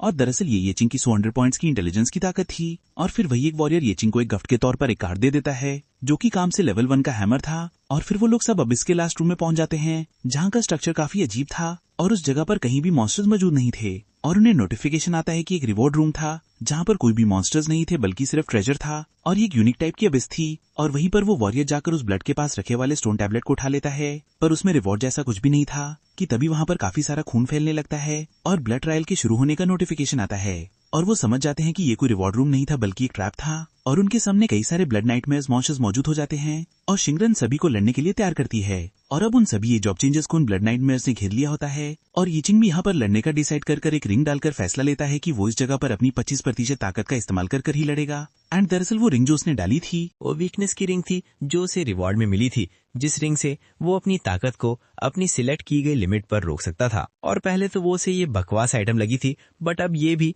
बहुत ही ज्यादा काम की थी। और घिरे हुए सभी लोग उन ब्लड नाइटमेयर्स को रोकने की कोशिश कर रहे थे कि ये चिंग स्पिरिट डैश एबिलिटी का इस्तेमाल कर फटाफट वहां से गायब हो जाता है और पीछे से जाकर उन मॉन्स्टर्स को मारने लगता है। और बाकी सभी ने तो ये नोटिस नहीं किया होगा, परंतु शिंगरान देख पाती है कि ये चिंग उन ब्लड नाइटमेयर्स को अपने एक बार से ही मार रहा था। एंड इस बात पर वो इम्प्रेस होती है कि उसकी तरफ बढ़कर हमला करने वाले ब्लड नाइटमेयर को वो भी बिल्कुल ये चिंग की तरह ही एक ही बार में मार देती है। यानी हम कह सकते हैं कि वो ताकत को लेकर थोड़ी कंपेटिटिव थी। एंड ये वाला मोटा वॉरियर उस ब्लड नाइटमेयर से लड़ने की कोशिश कर रहा था, पर वो उसके जितने भी टुकड़े कर देता वो वापस ठीक हो जाता कि फिर वो ब्लड नाइटमेयर उसी की तरह एक इंसानी रूप ले लेता है। और दरअसल इन ब्लड नाइटमेयर्स का ओरिजिनल रूप काफी ज्यादा कमजोर होता था, इसलिए इंसानों पर हमला करने के दौरान वो अपने ओपोनेंट के बराबरी का रूप लेकर उनकी फॉर्म को कॉपी करते थे, जिससे उनकी ताकतें भी उनके ओपोनेंट से काफी सिमिलर हो जाती थी। एंड वो मोटा वॉरियर उस ब्लड नाइटमेयर का सर धड़ से अलग करता है कि वो मॉन्स्टर उसी दौरान फिर से ठीक हो जाता है और उस मोटे वॉरियर पर हमला कर उसका हाथ काट देता है और वो वॉरियर तड़पता हुआ जमीन पर गिर जाता है कि वो ब्लड नाइटमेयर यहाँ पर भी नहीं रुकता, अपनी पूरी ताकत को इकट्ठा कर उस पर हमला कर देता है।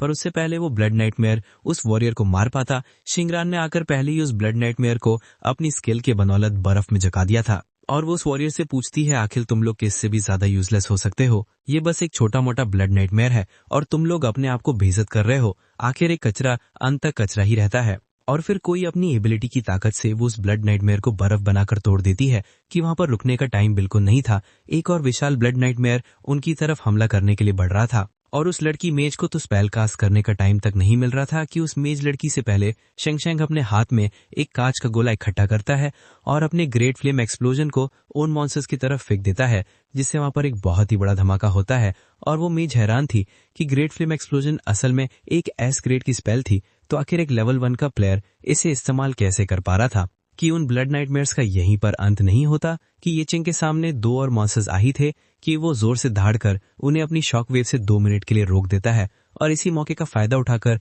वो एक झटके में उनके सामने आकर उनके वो चिथड़े उड़ा देता है। पर अजीब बात है, इस बार वो ब्लड नाइटमेयर्स मरे नहीं थे, बल्कि उन्होंने ये चिंग को एसेस कर उसके बराबर लड़ने के लिए फॉर्म ले ली थी। और क्योंकि वो मॉन्स्टर्स अपने ओपोनेंट के बराबर शक्तिशाली हो जाते थे, उनके सामने जो भी वो ब्लड नाइटमेयर था वो एक किंग लेवल का था, जिसका एक बी रैंक के अभाइस में होना नामुमकिन था। और ये चिंग के अलावा बाकी किसी को भी समझ नहीं आ रहा था कि आखिर ऐसा क्यों हो रहा था। और फिर वो विशाल गायक ब्लड नाइटमेयर ये चिंग पर हमला करता है, जिसे ये चिंग डॉज करता फटाफट पीछे आ जाता है। और अपने ख्यालों में वो सोच रहा था, अगर इस मॉन्स्टर के एट्रीब्यूट मेरे बराबर है तो उसे मैं एट्रीब्यूट के सारे ओवर पावर नहीं कर सकता, कि उससे पहले वो आगे की लड़ाई लड़ता। शिंगरान बीच में आकर उसे कहती है, तुम छोटे तालाब में तैरने वाली मछली, बस पीछे रहो। ऐसे शक्तिशाली मॉन्स्टर्स को तुम्हें नहीं बल्कि मुझे संभालना चाहिए। और फिर ये चेंग भी उस लड़ाई में ना आने का फैसला लेता है। एंड यहाँ फिर शिंगरान उस मॉन्स्टर के किए गए हमले से बचकर उसके ऊपर चलती हुई उसकी तरफ बढ़ने लगती है। और उससे पहले वो मॉन्स्टर कोई दूसरा हमला करता, शिंगरान अपनी एबिलिटी का इस्तेमाल कर उस मॉन्स्टर को जमाने लगती है। और ये चिंग देख पाता है कि शिंगरान का फ्रॉस्ट डोमेन के ऊपर पूरा कंट्रोल था, कि उस मॉन्स्टर का एक हाथ तो जम गया था, पर वो तेजी से अपने दूसरे हाथ को घुमाकर सीधे शिंगरान की तरफ फिर से आ जाए तो वो बाल बाल ब्लॉक कर पीछे हट पाती है। एंड यहाँ पर उसे इस बात का रियलाइजेशन हो रखा था कि वो अभी भी काफी कमजोर है। और फिर हमें थोड़ा उसकी तरफ का सीन दिखाया जाता है जहां पर उसके गार्ड्स उससे पूछ रहे थे कि इस डंजन से आ रही एनर्जी काफी अजीब थी, तो मिस को यहाँ पर अकेले नहीं जाना चाहिए। पर पिछली रेड से ऑलरेडी घायल एचिंग शिंगरान ने वहां पर जाने का फैसला ले लिया होता है, क्योंकि उसका गोल एक टाइम पर उस जगह पर कब्जा करने का था जिसके बारे में अभी हमें ज्यादा नहीं बताया गया। और इस वक्त उसकी ग्रोथ काफी कमजोर थी और वो अपने बड़े भाई बहनों से काफी पीछे थी, कि वो उनकी बराबरी बिल्कुल तक नहीं कर पा रही थी। तो इसलिए वो हर एक बेस में जाना चाहती थी ताकि वो जल्द से जल्द और भी पावरफुल हो पाए। और फिर वापस हम प्रेजेंट में देखते हैं कि वो सोच रही थी कि अगर वो इस बेस को आसानी से पार नहीं कर पाई तो फिर वो अपनी लू फैमिली का नाम रखने की भी काबिल नहीं है। और फिर वो अपनी एक फ्लैग ऑफ प्रो स्किल का इस्तेमाल करती है और उस फ्लैग के रेडियस के अंदर अंदर शिंगरान के साथ साथ उसके सारे साथियों की स्पीड 50 गुना बढ़ गई थी। और साथ ही उसकी एबिलिटी से उसने अपने सामने उस ब्लड नाइटमेयर को कुछ पलों के लिए पूरा ही जमा दिया था और मौके का फायदा उठाकर वो अपनी पूरी स्पीड से उसे मारने की तरफ बढ़ने लगती है। और क्योंकि जब वो ब्लड के मटेरियल में होता है उसे मारना मुश्किल था, तो इसलिए जब तक वो ब्लड नाइटमेयर बर्फ का बन रखा था उसे खत्म कर पाना पॉसिबल था। और फिर वो अपने एक बहुत ही खतरनाक हमले कॉमेट स्ट्राइक का उस पर इस्तेमाल करती है। और पीछे खड़ा ये चेंग भी उनकी लड़ाई देखता जानना चाहता था कि शिंगरान की ये है चॉप जिसे एक लेजेंडरियस रैग गोड जुएनजुएब कहा जाता है। मैं देखने के लिए काफी एक्साइटेड हूँ कि आखिर कौन ज्यादा शक्तिशाली होगा। किंग लेवल का ब्लड नाइटमेयर यहाँ पर हमारी भगवान द्वारा चुनी गई नाइटली ओशन किंग रहे। पर बोरी और हैरानी की बात यह थी कि शिंगरान के इस खतरनाक हमले का उस ब्लड नाइटमेयर पर कुछ भी इफेक्ट नहीं हुआ था और वो उसके सामने मुस्कुराता बिल्कुल सही सलामत खड़ा था। और वो भी शिंगरान पर अपने हमले करना शुरू कर देता है। जैसी बचती वो मन में सोच रही थी, मैं भले ही एक एस रैंक हूँ पर मेरी ताकत मेरे बड़े भाई बहनों के मुताबिक कुछ भी नहीं है, जबकि मेरा सरनेम भी ल्यू है। मुझे ऐसा लगता है कि मैं हमेशा सबसे पीछे हूँ और लगता है ल्यू फैमिली के सबसे कमजोर मेंबर हूँ जिस पे बस लोग हंसते हैं और मजाक उड़ाते हैं। और हम जान भी पाते हैं कि बाहर के लोग चाहे उसकी तारीफ करें, पर जिन्होंने ल्यू फैमिली के बाकी सदस्यों को देखा था वो उसे ल्यू फैमिली के लिए एक बदनामी का सिंबल मानते थे। और साथ ही उसके बड़े भाई बहन भी उसकी बहन का उसे कमजोर कहकर मजाक उड़ाते थे, ये कहकर कि बच्चों को बेस में नहीं जाना चाहिए। तो इसलिए उनके तानों का जवाब देने के लिए शिंगरान शक्तिशाली बनना चाहती थी, चाहे उसे कमजोर से कमजोर आबाई से शुरू क्यों ना करना पड़े। और जब तक वो अपने से ज्यादा मुश्किलों का सामना करती रही और उन्हें सरपास करने में कामयाब हुई तो ही वो पावरफुल बनने के फैसले पर चल पाएगी। और वो इस लड़ाई को खुद के दम पर जीतना चाहती थी, जिसकी पूरी उम्मीद में वो उस ब्लड नाइटमेयर पर अपना हमला करती है, परंतु उसकी वो उम्मीद भी तलवार के साथ साथ टूट कर बिखर कर दूर जा गिरती है। और फिर वो ब्लड नाइटमेयर उसे एक बहुत ही जोर का घूसा दे मारकर दूर फेंकता है और शिंगरान के बुरे हाल देखकर सभी डर जाते हैं कि एक एस रैंक कटर भी हारा गया है तो वो इसे कैसे जीत पाएंगे। और फिर वो ब्लड नाइट में शिंगरान पर अपना फाइनल हमला कर उसे मारने ही वाला था कि ये चेंग बीच में आकर उसे अपने फायर एक्सप्लोजन से रोकता है। और उसका वो फायर एक्सप्लोजन इतना ज्यादा पावरफुल था कि वो उस ब्लड नाइटमेयर के पूरे हाथ को फेंक कर नीचे गिरा देता है, जिससे शिंगरान भी एकदम हैरान थी कि ये चेंग के हमले उस मॉन्स्टर पर असर कर रहे थे। और अब वो मॉन्स्टर शिंगरान को छोड़कर ये चेंग की तरफ आ जाता है और उसकी तरफ अपना हमला करने लगता है कि ये चेंग उसे ऑब्जर्व कर उसकी वीकनेस को ढूंढने लगता है। और साथ ही वो सोच रहा था अगर ये मॉन्स्टर किंग लेवल तक पहुंच चुका है तो उसे अब नॉर्मल कंडीशन से रेजिस्टेंस मिल चुका होगा, और अगर इसका लेवल ज्यादा हाई है तो इसके सामने फ्रीजिंग, डिजीनेस, पैरालाइज और स्लोनेस का कोई भी इफेक्ट नहीं होगा। और जो नॉर्मल उसकी वीक पॉइंट्स होती थी वो भी वीकनेस नहीं रहेंगी। तो इसलिए ये चेंग के पास अपनी ताकत को छिपाने का कोई भी मतलब अब नहीं बचा था। और फिर वो अपनी रिंग को तोड़ देता है और अपने सारे के सारे एट्रीब्यूट को एक्टिवेट कर लेता है और अपने फायरबॉल से उसके एक हाथ पर हमला कर वो उसके वापसी हमले से बचने के लिए फटाफट भागता है और इतना तेज भागता है कि उस मॉन्स्टर के हमले उसका पीछा नहीं कर पाते। और यहाँ शिंगरान पोशन पी रही थी और वहीं मौजूद वो मेज लड़की ने उस मोटे वॉरियर के हाथ को और उसे भी हील कर दिया था। और यहाँ पर ये चिंग उस मॉन्स्टर के काफी हमलों को डॉज करने के बाद अपनी फायर मैजिक को इकट्ठा करता हुआ सोच रहा था, मैं अगर कुछ कर भी इसकी वीकनेस ढूंढ लूं तो मैं इस किंग लेवल के ब्लड नाइटमेयर को भी आसानी से हरा पाऊंगा। और फायर एनर्जी को इकट्ठा कर वो दबाकर लगातार उस पर फायरबॉल्स फेंकने लगता है।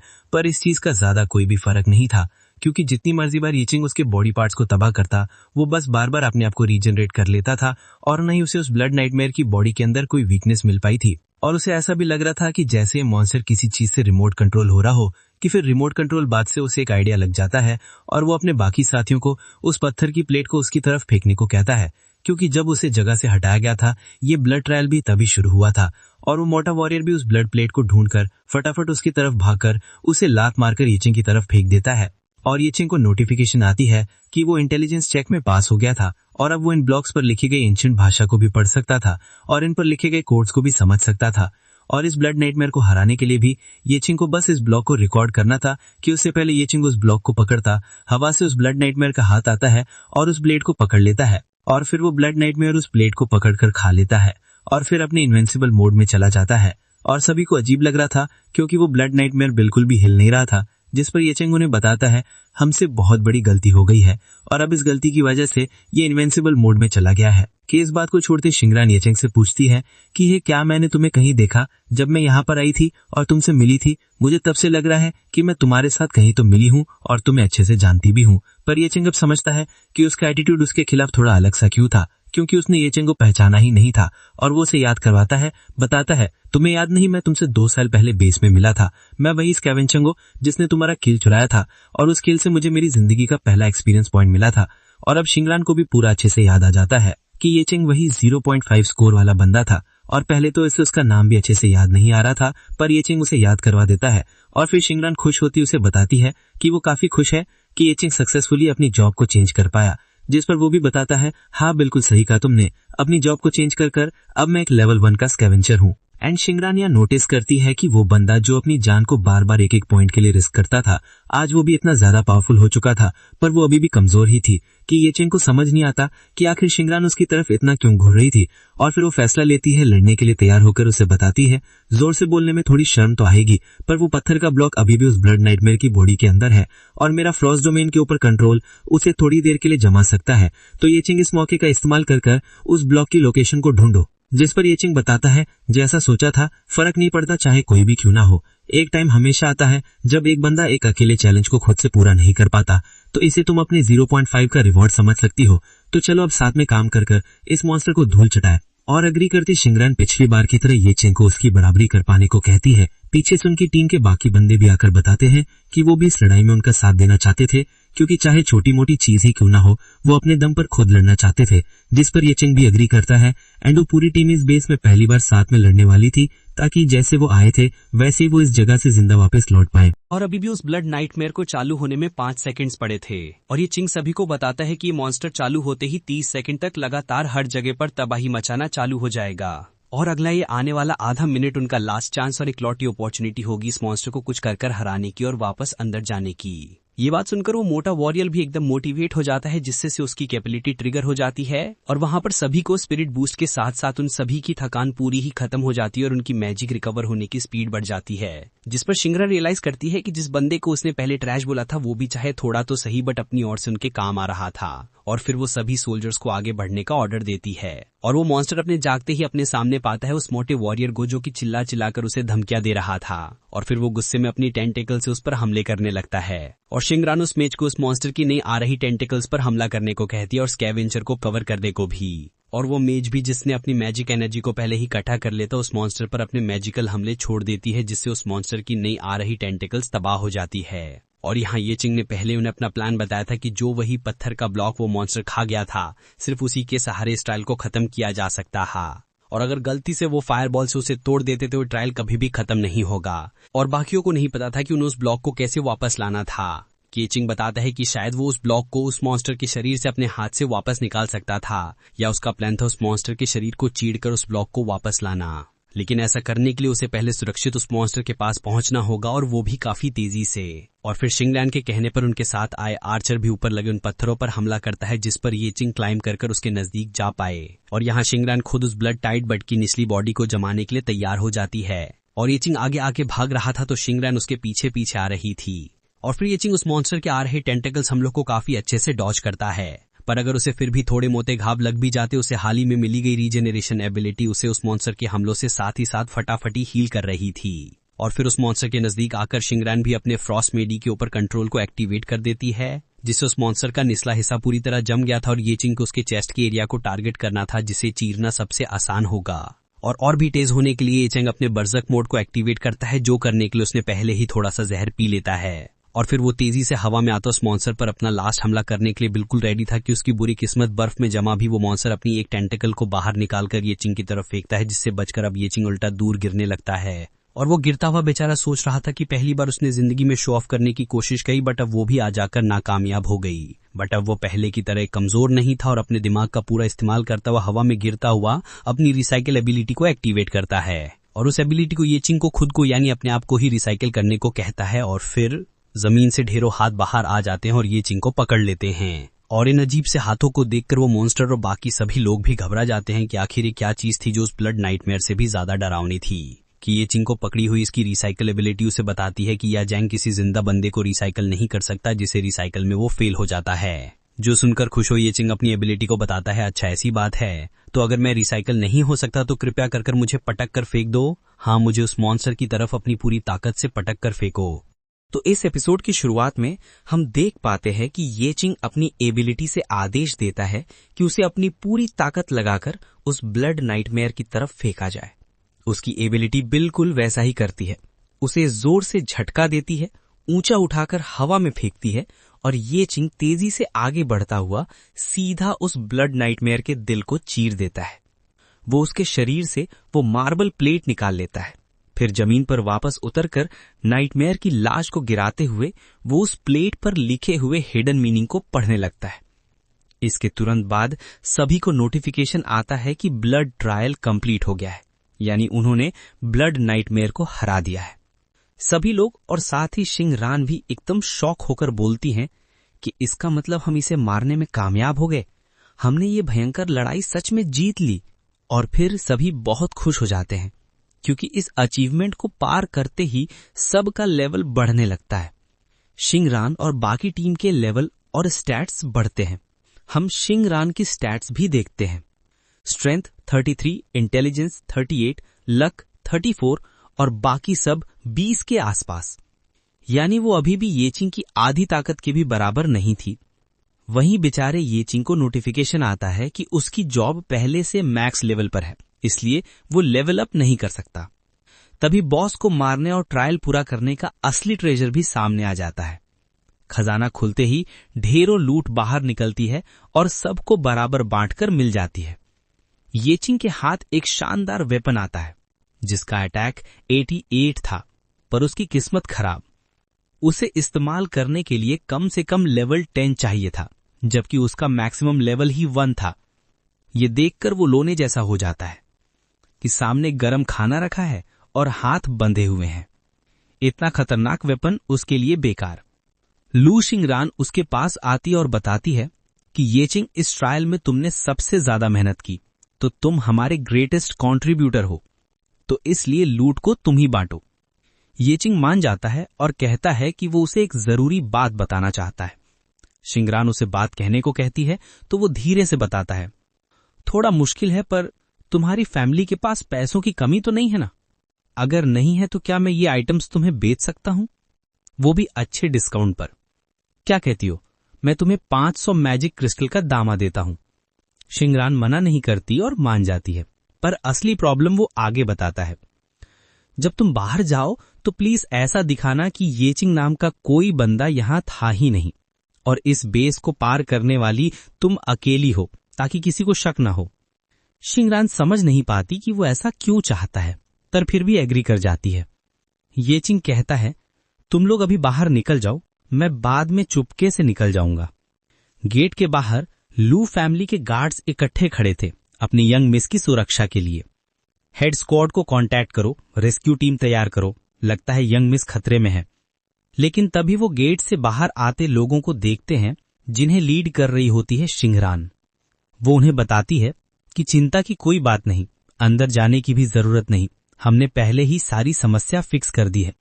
गार्ड्स ये सुनकर खुश होते हैं, भावुक होकर उसकी तारीफें करते हैं कि उनकी यंग मिस ने अकेले इतनी खतरनाक बेस को पार किया। शिंगरान भी बिल्कुल ऐसा ही एक्ट करती है जैसे उसकी किसी ने मदद नहीं की, जैसा ये चिंग ने उसे बताया था। और चलते चलते वो अंदर ही अंदर सोचती है कि ये लड़का आखिर चाहता क्या है, क्या वो मुझे अपने एहसान में डालना चाहता है? पर मन के एक कोने में वो ये भी जानती होती है कि वो इस तरह का इंसान नहीं है। अब हम आते हैं ये चिंग की तरफ, जो उसी ब्लड नाइटमेयर की स्लेट के पास शांत बैठा हुआ होता है। और ये पोज, ये सिचुएशन आपको कई जगहों से मिलती जुलती नहीं लगती? हम देखते हैं कि उस स्लेट के अंदर ब्लड नाइटमेयर का एक छोटा सा पार्टिकल अभी भी जिंदा था और ये चिंग उसे पीछे छोड़ना नहीं चाहता था, वो उसका भी इस्तेमाल करना चाहता था। वो हाथ बढ़ाता है और हल्की मुस्कान के साथ कहता है, तुम अब कीड़े की तरह काफी कमजोर हो चुके हो, पर मुझे पता है तुम इस तरह मरना नहीं चाहते, तो इससे अच्छा मेरी ताकत बन जाओ। क्या ख्याल है? इसके बाद वो अपनी रिसाइकलिंग एबिलिटी एक्टिवेट करता है और उस ब्लड नाइटमेयर के बचे हुए हिस्से को रिसाइकिल करना शुरू कर देता है। इसमें थोड़ा समय लगता है, लेकिन आखिरकार वो कामयाब हो जाता है। रिसाइकलिंग पूरी होने पर उसे एक नई एबिलिटी मिलती है, नाइटमेयर बॉडी, जो लाइफ एसेंस को खींचकर नाइटमेयर क्लोन समन कर सकती थी और उसे थोड़ी बहुत ब्लड नाइटमेयर जैसी शक्तियां देती थी। ये चिंग समझ जाता है फ्यूचर की फाइट्स में ये एबिलिटी उसकी सबसे बड़ी स्ट्रेंथ बनने वाली है, एक ऐसी स्किल जिसके बारे में किसी ने कभी सोचा भी नहीं था। वो खड़ा होता है, हल्का सा स्ट्रेच करता है और कहता है, फ्यूचर की फाइट्स में मेरे नए साथी तैयार हैं, तुम मेरा पूरा साथ दोगे। और वो मुस्कुराता हुआ वहां से निकल जाता है। इसके बाद हम उसे मार्केट की एक दुकान में बैठे हुए देखते हैं। वो अपने सिस्टम विंडो में देख रहा होता है कि उसके पास इस समय क्या क्या आइटम्स मौजूद हैं। असल में वो सारे हाई लेवल रिक्वायरमेंट वाले वेपन लिंग शैंगरान को बेच चुका था। ये पूरा फैसला बिल्कुल सही था, क्योंकि लेवल 1 प्लेयर के पास हाई लेवल वेपन दिख जाते तो सिर्फ लोग नहीं बल्कि सुपरवाइजर्स भी उस पर शक कर जाते और उसका झंझट और बढ़ जाता। इसलिए उन फैंसी वेपन से अच्छा ये ट्रैश वेपन्स थे। कम से कम इन्हें लेकर कोई सवाल नहीं उठाता और इन्हें बेच देने पर भी कोई शक की गुंजाइश नहीं रहती। लेकिन असली प्रॉब्लम ये थी, इन ट्रैश वेपन्स को खरीदेगा कौन? यही सोचते सोचते उसका हाथ सिस्टम विंडो के वेपन्स एरिया में रिसाइक्लेबल सेक्शन पर चला जाता है। अचानक उसकी एबिलिटी एक वेपन को पहचानती है और उसे रिसाइकिल कर देती है। वेपन खत्म, उसकी जगह 1 बेसिक पॉइंट। ये चिंग दंग रह जाता है। वो तुरंत रिसाइकलिंग ट्यूटोरियल खोलता है, जहां बताया जाता है रिसाइकलिंग में सामान को तोड़कर, पिघलाकर, अलग करके उसे उसकी मूल मटेरियल वैल्यू में बदला जाता है। और बेसिक पॉइंट वही वैल्यू थी, एक यूनिवर्सल सब्सटेंस। इन बेसिक पॉइंट्स की मदद से वो आइटम को रिपेयर कर सकता था, उसे अपग्रेड कर सकता था या पूरी तरह नया आइटम क्राफ्ट कर सकता था। यानी कि अब ये चिंग सचमुच कचड़े को पिघलाकर कुछ भी बना सकता था। उसी समय उसे एक नया टास्क मिलता है, किसी साधारण डैगर को रिपेयर करो। वो अपना बैग खोलता है और एक पुराना डैगर निकालता है जिसकी ड्यूरेबिलिटी 33 में से 0 बची थी। वो तो वैसे भी इसे फेंकने वाला था। ट्यूटोरियल के अनुसार इस वेपन को रिपेयर करने में 5 बीपी लगने थे। बीपी कमाने के लिए वो 4-5 बेकार आइटम्स को पिघलाकर रिसाइकिल करता है। फिर वो डैगर को रिपेयर करता है और वो चौंक जाता है। डैगर सिर्फ रिपेयर ही नहीं, उसका अटैक भी बढ़ गया था। यानी जितना डैमेज वेपन झेलेगा और जितनी बार रिपेयर होगा वो उतना ही शक्तिशाली बनता जाएगा। येचिंग के चेहरे पर एक चमक आ जाती है। कचड़ा अब गोल्ड बन सकता है। ट्यूटोरियल पूरा होते ही उसे 2 रिवॉर्ड ऑप्शन मिलते हैं। पहला, माना रिकवरी पोशन का ब्लूप्रिंट। दूसरा, अपने एट्रीब्यूट्स बढ़ाने के लिए 2 पॉइंट्स। और जाहिर है येचिंग ब्लूप्रिंट चुनता है, क्योंकि एट्रीब्यूट्स बढ़ाना अभी कोई दिक्कत नहीं थी। पर एबिस के अंदर असली प्रॉब्लम हमेशा यही होती थी। ज्यादातर लोग बॉस तक पहुंचने के पहले ही अपनी एमपी पूरी खत्म कर देते थे। ये पोशन उसकी मैजिक वैल्यू वापस भरने के लिए बहुत बड़ा एडवांटेज था। तभी सिस्टम उसे नोटिफिकेशन देता है, तुमने कन्वीनियंट मैजिकल पोशन का फॉर्मूला सीख लिया है। इसे बनाने के लिए उसे 6 बेसिक पॉइंट्स और कोई भी रैंडम कंटेनर चाहिए था। येचिंग को थोड़ा अजीब लगता है। बीपी लगना तो ठीक, लेकिन रैंडम कंटेनर क्यों? वो दुकान वाले से कुछ कंटेनर मांगता है। ओनर उसे कई तरह के कंटेनर ला कर दे देता है। येचिंग उन कंटेनर्स को रिसाइकिल करता है और फिर रीजनरेशन प्रोसेस शुरू कर देता है। दूर से खड़ा शॉप ओनर उसे देखकर सोच रहा होता है कि ये लड़का आखिर कर क्या रहा है। कुछ समय बाद येचिंग सफलतापूर्वक रीजनरेशन पूरी कर लेता है। वो नया बना कंटेनर उठाकर देखता है, वो पहले से बेहतर, मजबूत और अजीब सा बन चुका होता है। फिर वो उसके अंदर मौजूद कन्वीनियंट मैजिकल पोशन पीता है। उसका स्वाद बारिश के पानी जैसा था, लेकिन स्वाद छोड़ो, पोशन पीते ही उसकी मैजिक वैल्यू काफी बढ़ जाती है और उसकी सारी थकान गायब हो जाती है। यानी ये पोशन मैजिक और स्टैमिना दोनों रिकवर कर सकता था। ये चिंग संतुष्ट होकर शॉप से बाहर निकलता है। वो मन ही मन सोचता है, नई नई चीजें मिल रही हैं, आज एबिस को पार ही कर लूंगा। लेकिन जैसे ही वो बाहर निकलता है, एक टकला उसे पहचान लेता है। हे, तेरा नाम ये चिंग था ना? पिछली बार मेले में मिले थे, कुछ ही दिन हुए और तेरा ऑरा एकदम बदल गया है। वो ये चिंग के कंधे पर हाथ रखकर हंसता है। इतना कूड़ा उठाते उठाते कहीं खजाना तो नहीं मिल गया? वो बताता है कि वो काफी समय से ये चिंग को ढूंढ रहा था और उसे मिसिंग रिपोर्ट देने ही वाला था। ये चिंग उसके हाथ को हटाकर बोलता है, मैं तुम्हारा सारा कर चुका हूं, वो भी इंटरेस्ट समेत। अब मक्खियों की तरह मेरा पीछा मत करो। टकले का चेहरा लाल हो जाता है। वो चिढ़कर बोलता है, कर चुकाया होगा, लेकिन कॉन्ट्रैक्ट अभी खत्म नहीं हुआ है। कचड़ा उठाने वाले को कचड़ा ही उठाना चाहिए। गुस्से में वो येचिंग के हाथ से कंटेनर छीनकर जमीन पर फेंक देता है। वो जानबूझकर उसका मजाक उड़ाता है, कचड़ा उठाने वाले, थोड़ा सा गिरा हुआ कचरा भी नहीं संभलता। बाकी गार्ड्स भी हंसने और चिढ़ाने लगते हैं। येचिंग मनी मन सोच रहा होता है कि यहां जॉब चेंजर्स के ऊपर सुपरविजन कैमरे लगे होंगे। एबिस के बाहर अपनी स्किल्स का इस्तेमाल करना मना था। केवल कानून के लोग या स्पेशल आर्म्ड पर्सनल ही ऐसा कर सकते थे। मुझे अपनी रिसाइकलिंग और रीजनरेशन चलाने के लिए कैमरों से दूर कोई जगह ढूंढनी पड़ेगी, वो सोचता है। टकला चिल्लाता है, नीचे गिरा हुआ कंटेनर उठा और उसमें बचा हुआ लिक्विड को चाट।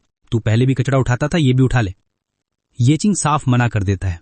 ये देखकर टकला और भड़क जाता है और पूरी ताकत से उसके चेहरे पर मुक्का मारने के लिए हाथ उठाता है, लेकिन तभी वो किसी को देख रोडी कोकार, S rank hunting group blood oath का सदस्य, एक बेहद ताकतवर जॉब चेंजर, वो टकले को पकड़कर पूछता है, लोगों को इकट्ठा किया? टकला घबरा कर बोलता है, हाँ, लगभग सब आ गए हैं, बस एक आदमी की कमी है। रोडी फिर पूछता है, आखिरी आदमी कहाँ है? तभी वो पीछे खड़े येचिंग को देख लेता है। मैंने इसे हायर कर लिया है। ये अजीब था, वो येचिंग को जानता तक नहीं था। टकला तुरंत बोलता है, येचिंग, इसका काम तो सिर्फ कचरा उठाना है, ये हमारे किस काम आएगा? रोडी बोलता है, मुझे ऐसा आदमी चाहिए जो कुछ मॉन्स्टर्स का सामना भी कर सके, जाकर कोई और ढूंढ ला। टकला दौड़ने ही वाला होता है कि रोडी उसे रोककर बोलता है, जब हम रेड मून स्ट्रेट यानी अबिस के अंदर जाएंगे, सारे मॉन्स्टर्स बरसर्क हो जाएंगे। मुझे ऐसे लोग चाहिए जिन्हें मैं कैनन फॉडर की तरह इस्तेमाल कर सकूं। ताकत की चिंता मुझे नहीं है। येचिंग ने भी रेड मून के बारे में सुना था। जब रेड मून होता है, अबिस के सभी मॉन्स्टर्स बेकाबू, क्रूर और कई गुना ताकतवर हो जाते हैं और अबिस के अंदर मौजूद असली मॉन्स्टर्स भी फिर से जिंदा हो जाते हैं। लेकिन रेड मून मोड में मॉन्स्टर्स को मारने के बाद रिवॉर्ड्स भी डबल मिलते हैं और मैजिक क्रिस्टल्स की क्वालिटी भी कहीं ज्यादा प्योर हो जाती है। ये सब सुनने के बावजूद, भले ही उसे कैनन फॉडर की तरह इस्तेमाल करने की बात कही जा रही थी, फिर भी वो रेड गेट वाले अबिस में जाने के लिए मान जाता है। काइजर येचिंग की हिम्मत देखकर थोड़ा प्रभावित होता है, लेकिन टकला सोच रहा होता है कि येचिंग तो बस मरने जा रहा है। कुछ देर बाद बाकी सभी मेंबर्स भी रेड गेट पर पहुंच जाते हैं। जब येचिंग मुड़कर पीछे देखता है, वो एक डरे हुए ल्यू झेन को देखता है जो हक्का बक्का होकर चिल्ला पड़ता है, तू यहां क्या कर रहा है? येचिंग ल्यू झेन का सच सबके सामने खोलने ही वाला होता है कि अचानक येचिंग तेजी से उसकी तरफ भागता है, उसका मुंह कसकर पकड़ लेता है और उसे चुप कराते हुए कोने की तरफ घसीट ले जाता है। कोने में पहुंचकर ल्यू झेन घबराते हुए पूछता है, तुम यहां क्यों आए हो? येचिंग शांत होकर जवाब देता है, अगर उस दिन मैं तुम सबकी शक्ति को कॉपी ना करता तो तुम सब अबेस गेट में मारे जा चुके होते। तुम आज जीवित हो मेरी वजह से, इसका शुक्रगुजार होना चाहिए। उसी बीच काइजर भी वहां आ जाता है। वो पूछता है, तुम दोनों एक दूसरे को जानते हो? नहीं, ये बस एक गलतफहमी है। काइजर हंसते हुए चला जाता है, जिस लड़के ने अपने खुद के टीममेट्स को मार दिया वो किसी का दोस्त नहीं हो सकता। काइजर के जाने के बाद येचिंग ल्यू झेन से पूछता है, तुम उस गेट से बाहर कैसे निकले? ल्यू झेन दर्द भरे चेहरे से बताता है, कमिटी मुझे 15 साल के लिए कैद करने वाली थी, लेकिन मैंने अपना सामान, पूरी दौलत सब बेच दिया। मिलियंस का फाइन भरकर बाहर निकला हूं। मेरे लेवल भी रीसेट हो गए, मैं कंगाल हूं और इसका पूरा कसूर तुम पर है। वो गुस्से में येचिंग को धमकाता है, मेरे लेवल वापस कर दे, नहीं तो मैं तुझे कमेटी में रिपोर्ट कर दूंगा। येचिंग ठंडी नजर से उसे घूर कर कहता है, अगर तूने मेरे बारे में किसी को एक शब्द भी बताया तो मैं सच में तुझे टुकड़ों में काट कर रिसाइकिल कर दूंगा। सीन कट अबिस के रेड गेट की एंट्रेंस पर। सभी कैनन फॉडर वहां लाइन में खड़े थे। एक लेवल 3 का पोर्टर झाओ तोंग उनका हंसकर स्वागत करता है और एक एक करके उनकी जॉब पूछता है। ल्यूझेन और येचिंग अपने अपने क्लास बताते हैं, एक लेवल 1 मेज और एक स्कैवेंजर। झाओ तोंग हंसकर येचिंग के कंधे पर थाप मारकर कहता है, भाई टेंशन मत ले, हम सब यहाँ कचरा हैं तो साथ रहकर मजे करेंगे। आखिर हम सब अपनी जान दांव पर लगा रहे हैं, सिर्फ पैसों के लिए। येचिंग को अब तक का सबसे अजीब और फनी आदमी वही लगा। फिर झाओ तोंग उन्हें बाकी 2 कैनन फॉडर से मिलाता है, लेवल 2 का ली लाओ और लेवल 3 का वॉरियर लाओजियंग। क्योंकि लाओजियंग लेवल 3 का था, इसलिए उसे कैनन फॉडर टीम का लीडर बनाया जाता है। उसी वक्त काइजर अपनी ऑफिशियल टीम के साथ आता है और घोषणा करता है, ब्लड ओथ के 6 मेन मेंबर्स इस मिशन में हिस्सा लेंगे और इस बार हमारी टीम में 5 टेम्परेरी मेंबर्स भी शामिल होंगे। बाकी हाई रैंक जॉब चेंजर्स उन कैनन फोल्डर्स का मजाक उड़ाते रहते हैं। काइजर रेड गेट की चाबी निकालते हुए समझाता है, अब इस अंदर से एक भूल भुलैया है, हर कमरे में घातक ट्रैप्स हैं। कैनन फोल्डर्स का काम है बॉस रूम तक जाने वाला रास्ता ढूंढना और तुरंत जाकर हमें सूचना देना ताकि मेन टीम आगे बढ़ सके। वो साफ कहता है, तुमसे लड़ने की कोई उम्मीद नहीं है, अगर किसी मॉन्स्टर से सामना हो तो बस भाग जाना। और सुनो, रिवॉर्ड्स तभी मिलेंगे अगर तुम में से कम एक जिंदा वापस आ गया। सबके चेहरे पर सन्नाटा छा जाता है। लाओजियांग ल्यूझेन से पूछता है, तेरी तबीयत ठीक है ना?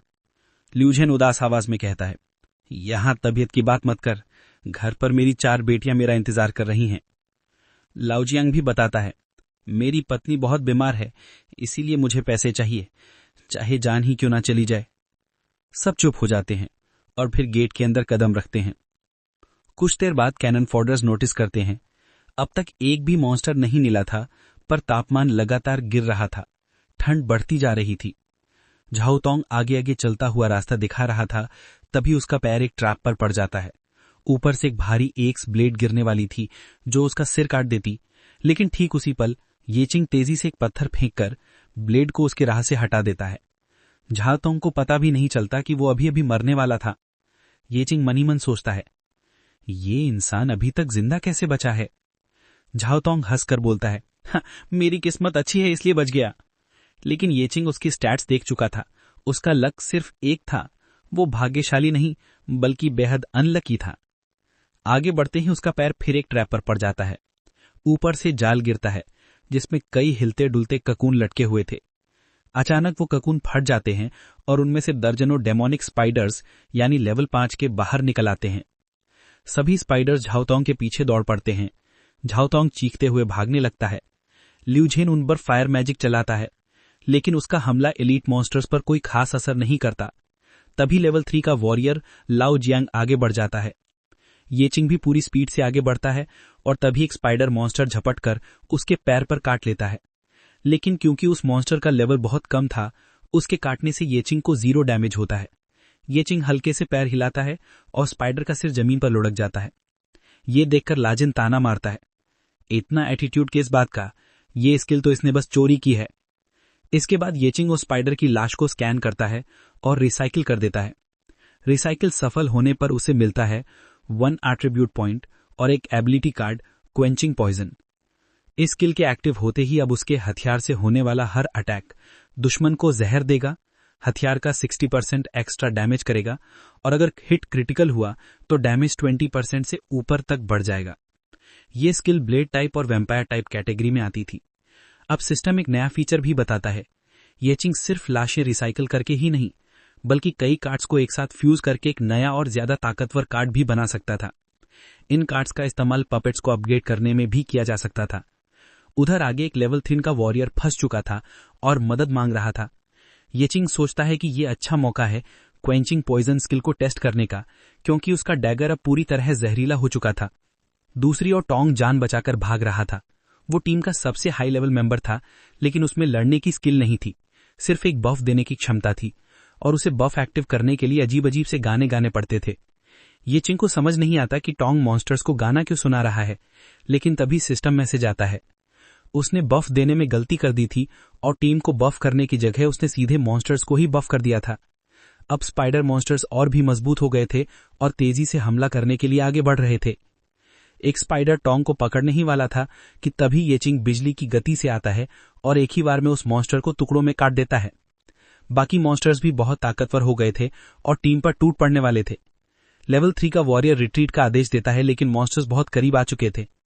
एक स्पाइडर लाजेन को मारने ही वाला था कि फिर से ये चिंग अपनी डैश एबिलिटी से आता है और उसे पल भर में खत्म कर देता है। किसी को पता ही नहीं चलता कि ये काम किसने किया। कुछ मिनटों में ये चिंग चुपचाप टीम के पीछे चल देता है, जैसे उसका कोई रोल ही ना रहा हो। बाकी मेंबर समझते हैं कि ये काम लेवल 3 के वॉरियर ने किया और उसकी तारीफ करने लगते हैं। पीछे खड़ा ये चिंग मन ही मन सोचता है, डेमोन स्पाइडर्स में पॉइजन रेजिस्टेंस है, इसीलिए मेरा जहर इन पर इतना असर नहीं कर रहा है। वो अंदाजा लगाता है कि शायद इसी वजह से सिस्टम ने मुझे क्वेंचिंग पॉइजन स्किल यही स्पाइडर्स रिसाइकिल करने पर दी। उधर टीम के लोग समझ नहीं पा रहे थे कि स्पाइडर्स अचानक भाग क्यों गए। असल में वो सब येचिंग को देखकर डर गए थे, लेकिन ये बात टीम को पता नहीं थी। टीम का भाग्य अब डरने लगा था। अगर शुरुआती मॉन्स्टर्स इतने खतरनाक हैं तो आगे क्या मिलेगा। येचिंग सभी डेमोन स्पाइडर्स को रिसाइकिल करता है और उसे कुल 27 एबिलिटी कार्ड्स मिलते हैं। अब वो चाहे तो इन जैसे मॉन्स्टर्स को बार बार मारकर उसी प्रकार के कार्ड्स अनलिमिटेड मात्रा में इकट्ठा कर सकता था। वो उनमें से एक स्पेयर कार्ड रख लेता है और बाकी कार्ड्स को बेसिक पॉइंट्स में बदल देता है। बाकी कार्ड्स को बीपी यानी बेसिक पॉइंट्स में बदलने पर येचिंग को कुल 54 बीपी मिल जाते हैं। इसी बीच बर्ड सभी को याद दिलाता है कि क्योंकि मॉन्स्टर्स यहां से हट चुके हैं, उन्हें भी जल्दी आगे बढ़ना चाहिए। चलते चलते वो एक अजीब सी लाइन बोल देता है, दोस्तों हमें अब बिल्कुल सावधानी से आगे बढ़ना होगा, वरना किसी और ट्रैप को गलती से ट्रिगर कर बैठेंगे। ये बात सुनकर येचिंग को तो उसे थप्पड़ मारने का मन करने लगता है, क्योंकि अभी अभी उसने खुद ही सबसे ज्यादा ट्रैप एक्टिव किए थे। आगे बढ़ते हुए येचिंग की नजर एक और हिडन बस एक्सेस पर पड़ती है। ये एरिया डंजन के अंदर फैले उन शाखाओं में से एक था जो रेड विंग्स की वजह से पूरे क्षेत्र में फैल रही थी। उस गेट को देखकर येचिंग के अंदर तुरंत जाने का मन होने लगता है। वो बाकी साथियों को थोड़ा आगे जाने देता है, फिर चुपचाप अपना ब्लड नाइटमेयर समन करता है। ब्लड नाइटमेयर जैसे ही आता है वो तुरंत येचिंग की हूबहू आकृति ले लेता है, क्योंकि अपनी कॉपी बनाना उनका सामान्य व्यवहार था। येचिंग असली ब्लड नाइटमेयर को भाग्य के साथ जाने के लिए भेज देता है और खुद बर्ड्स एक्स डोर के अंदर प्रवेश कर जाता है। पीछे से वो देखता है कि नकली येचिंग भागकर टीम की तरफ आ रहा है, जिसे वो जल्दी जल्दी उनकी ओर भेज देता है ताकि किसी को शक न हो। बर्ड्स एक्स डोर के भीतर से गुजरकर वो एक अंधेरी गुफानुमा जगह पर पहुंचता है, जिससे वो कुछ ही देर में बाहर निकल आता है। बाहर आते ही उस पर ऊपर से एक विशाल डेमन स्पाइडर चुपके से घात लगाने के लिए छलांग मारता है, लेकिन येचिंग अपनी डैश एबिलिटी से बमुश्किल उस हमले से बच जाता है। मन में वो बड़बड़ाता है, कुत्ते नल्ले बेरोजगार स्पाइडर। ये स्पाइडर बाकी स्पाइडर से बिल्कुल अलग होता है, उनके बाप के बाप का भी बाप जैसा, एक सच्चा परदादा। वो भारी भरकम पंचों से हमला करता है, जिनसे बचते हुए येचिंग काउंटर अटैक करने की कोशिश करता है, लेकिन उसके डैगर का स्पाइडर पर कोई असर नहीं होता। इस स्पाइडर का फिजिकल डिफेंस इतना ऊंचा था कि वो येचिंग के सभी हमलों से लगभग इम्यून था। ध्यान जरा सा भटका ही होता है कि स्पाइडर एक भारी तेज हमला कर देता है। येचिंग उसे डॉज भी नहीं कर पाता और सीधा दीवार से टकराता है, इतनी जोर से कि पूरी दीवार ही टूटकर बिखर जाती है। येचिंग तुरंत अपनी ऑब्जर्विंग आई स्किल एक्टिवेट करता है और उसकी जानकारी उसे चौंका देती है। स्पाइडर एक ब्रूड मदर लेवल 20 की रेयर एलीट मॉन्स्टर थी, बाकी स्पाइडर्स की तुलना में एक उच्च स्तर की विकसित प्रजाति। लेकिन येचिंग मुस्कुरा देता है, रेयर एलीट है, अगर इसे मार पाया तो इसे रिसाइकल करके बहुत कीमती चीजें मिलेंगी। ब्रूड मदर अचानक अपना विशाल मुंह खोलती है और एक विशाल जाल उस पर फेंक देती है। येचिंग जाल से बचकर हवा में उछलता है और अपने हाथ में फायर मैजिक इकट्ठा करता है। मैजिक चार्ज होते ही वो अपनी ग्रेड फिल्म एक्सप्लोजन स्किल सीधा ब्रूड मदर के मुंह में दे मारता है। डैमेज ज्यादा नहीं होता, पर इतना काफी था कि स्पाइडर बुरी तरह भड़क उठे। अब स्पाइडर लगातार अपने जहरीले जाल येचिंग पर फेंक रही थी। येचिंग तेजी से बचते हुए सोचता है, इसके पास फायर रेजिस्टेंस भी है, मतलब मेरी ये एबिलिटी भी काम नहीं आएगी। वो तेजी से उसके करीब पहुंचता है, जालों से बचते हुए बोलता है, ठीक है, अगर ऐसा है तो अब मैं इसे सीधे खत्म करूंगा। और इसी के साथ ये एपिसोड खत्म होता है। एपिसोड की शुरुआत में हम देखते हैं कि एक तरफ येचिंग की लड़ाई चल रही होती है और दूसरी तरफ लेवल 18 का बर्सर अपनी बहुत ज़्यादा ताकत से आसानी से येचिंग के ब्रूट्स को मार रहा होता है। ब्रूट्स को ख़त्म करने के बाद वो बर्सर उन बाकी 2 लेवल 3 वॉरियर लाओ जियांग और उस बॉट की ओर बढ़ने लगता है। पहले तो वो बॉट को मारने वाला था, जो डर के मारे चिल्ला रहा होता है कि उसने तो उसे भड़काया भी नहीं था, पर फिर भी बर्सर उसी की ओर बढ़ रहा था। जैसे ही बर्सर अपना हमला उसकी तरफ घुमाता है, उससे पहले लाओ जियांग अपनी शील्ड देकर उसे बचाने पहुंच जाता है और कवच के सहारे वो हमले से बच भी जाते हैं। लाओ जियांग जोतो पर चिल्लाकर कहता है कि उसकी किस्मत शुरू से ही खराब है और अगर वो अपने पैरों पर खड़ा होकर इस मुसीबत का सामना नहीं करेगा तो सबसे पहले वही मरेगा। इसी बीच बर्सर फिर से हमला करता है और इस बार का वार इतना ताकतवर होता है कि लाओ जियांग दूर जाकर गिरता है, बुरी तरह घायल हो जाता है और उसकी तलवार जाकर जोतो के पास गिरती है। अब बर्सर लाओ जियांग का ईगो हर्ट होने की वजह से पहले उसे खत्म करने के लिए बढ़ता है, जबकि वो सिर्फ लेवल 3 था। घायल लाओ जियांग हंसते हुए कहता है कि वो सच में बड़ी मुसीबत में फंस गया है। अगर उसे पता होता कि ब्लड थर के मेंबर इतने होंगे तो वो बेस में आता ही नहीं, और अब जब वो मरने वाला है तो उसका सारा उधार भी खत्म हो जाएगा। इसलिए चाहे मरे या नहीं, वो इस लड़ाई का सामना करेगा। वो बर्सर को चुनौती देता है और बर्सर पूरी तेज़ी से उसकी ओर दौड़ता है, लेकिन अचानक उसे महसूस होता है कि वो हिल नहीं पा रहा, वो जम गया था। पीछे देखकर वो कहता है, मैं हिल क्यों नहीं पा रहा? क्या ये उसकी करतूत है? और मुझे लगा था कि एकदम निकम्मा है। वहीं जोतो गाना गाते हुए बताता है कि उसका डीबफ इस बार परफेक्ट टारगेट पर लगा है, वरना उसके टारगेट हमेशा गलत लगते थे। और अब बर्सर रुक गया है, इसलिए वो लाओ जियांग को कहता है कि जल्दी से उसे मार दे, पर किस्मत फिर धोखा देती है। लाओ जियांग गुस्से में चिल्लाता है, दल्ले, मैं भी जम गया हूँ, तेरे को कभी कोई काम अच्छे से करना नहीं आता। उधर येच, जिसने अपने पहले ओपोनेंट्स को हरा दिया, ये ड्रामा देख रहा होता है। अब येचिंग के सामने एक मेज मौजूद होता है जो हवा में उड़ते हुए अपनी ताकतों का इस्तेमाल करता है और कहता है कि चाहे येचिंग के पास हिडन एबिलिटीज़ हों, पर हर ताकत की एक लिमिट होती है। कोई मैजिक में अच्छा होता है तो कोई सामने लड़ने में, और क्योंकि येचिन समनिंग यूज़ कर रहा होता है, मेज को लगता है कि उसका टैलेंट भी मेज जैसा ही है। येचिन मन में सोचता है कि समनिंग मैजिक और स्पाइडर्स बुलाने में उसका काफ़ी माना खर्च हो रहा है, इसलिए वो अपनी ड्रिंक निकालकर उसे जूस की तरह पीते हुए माना और स्टैमिना रिकवर करता है, जिसे देखकर मेज चिढ़ जाता है। वो बताता है कि भले ही येचिन अपना माना रिकवर कर ले, लेकिन अनडेड पर ज़्यादा असर नहीं होगा, क्योंकि वे दर्द महसूस नहीं करते और बिना रुके लड़ते रहते हैं। अनडेड सुनकर येचिन और खुश हो जाता है, क्योंकि उसकी एबिलिटी उन पर काम करती है, और माना रिकवर होते ही वो अपनी स्कैवेंजर एबिलिटी एक्टिव करता है और कहता है कि मरे हुए लोगों को जगाना नहीं चाहिए, उन्हें रेस्ट करने देना चाहिए। तभी मेज के पीछे डरावने काले हाथ दिखाई देते हैं, जो उसके अनडेड क्रीचर्स को पकड़कर खींचने लगते हैं, और मेज गुस्से में चिल्लाता है कि आखिर येचिन ने कौन सा जादू किया कि उसकी लाशें काले हाथ उठाकर ले गए। अब येचिंग पूरी तेजी से काइजर की ओर बढ़ा होता है और पास आते ही एक जोर का मुक्का मारकर उसकी पूरी बाट लगा देता है। वहीं पीछे काइजर, जो येचिंग के ब्रूडिंग स्पाइडर को पीट रहा होता है, उसका सर फोड़ते हुए कहता है कि उसकी ट्रिक्स काफ़ी कमाल की हैं और इसी वजह से उसका ध्यान येचिंग पर गया था, क्योंकि वो बाकियों से अलग लग रहा था। येचिंग काइजर को बताता है कि अगर सभी लोग बस थोड़े पैसे कमाकर अपनी राह पर चल जाते तो उन्हें किसी को मारने की ज़रूरत ही नहीं पड़ती, लेकिन काइजर कुछ क्रिस्टल्स के लिए इंसानी जिंदगियां ले रहा था, जो बात येचिंग को बहुत गुस्सा दिला रही थी। उससे और भी गुस्सा इस बात पर आता है कि काइजर उन्हें कैनन फॉडर की तरह ट्रीट कर रहा होता है। काइजर उसे जवाब देता है कि भले ही येचिंग बाकियों से थोड़ा ताकतवर हो, लेकिन आज वो सिर्फ एक कैनन फॉडर ही रहेगा, क्योंकि वो एक ऐसी दुनिया में जी रहे थे जहां ताकतवर ही कमज़ोर को खाता है। तभी काइजर को आवाज़ आती है। लेवल 18 का जमा वॉरियर चिल्ला रहा होता है कि उसने किसी को नहीं मारा, वो बस किसी के अंडर काम करता है। उसके पीछे लाओ जियांग तलवार लेकर खड़ा होता है। इस स्थिति को देखकर काइजर मजाक उड़ाता है कि लगता है उनके साथ आने वाले लोग कम होने वाले थे, और ये बात जोतो के लिए धमकी भी थी। लेकिन लाओ जियांग चिल्लाकर जोतो से कहता है कि काइजर की बात सुनने की ज़रूरत नहीं, क्योंकि वो उन्हें मारने ही वाला था, इसलिए जोतो को भी उसके बंदों को मारने से पीछे नहीं हटना चाहिए।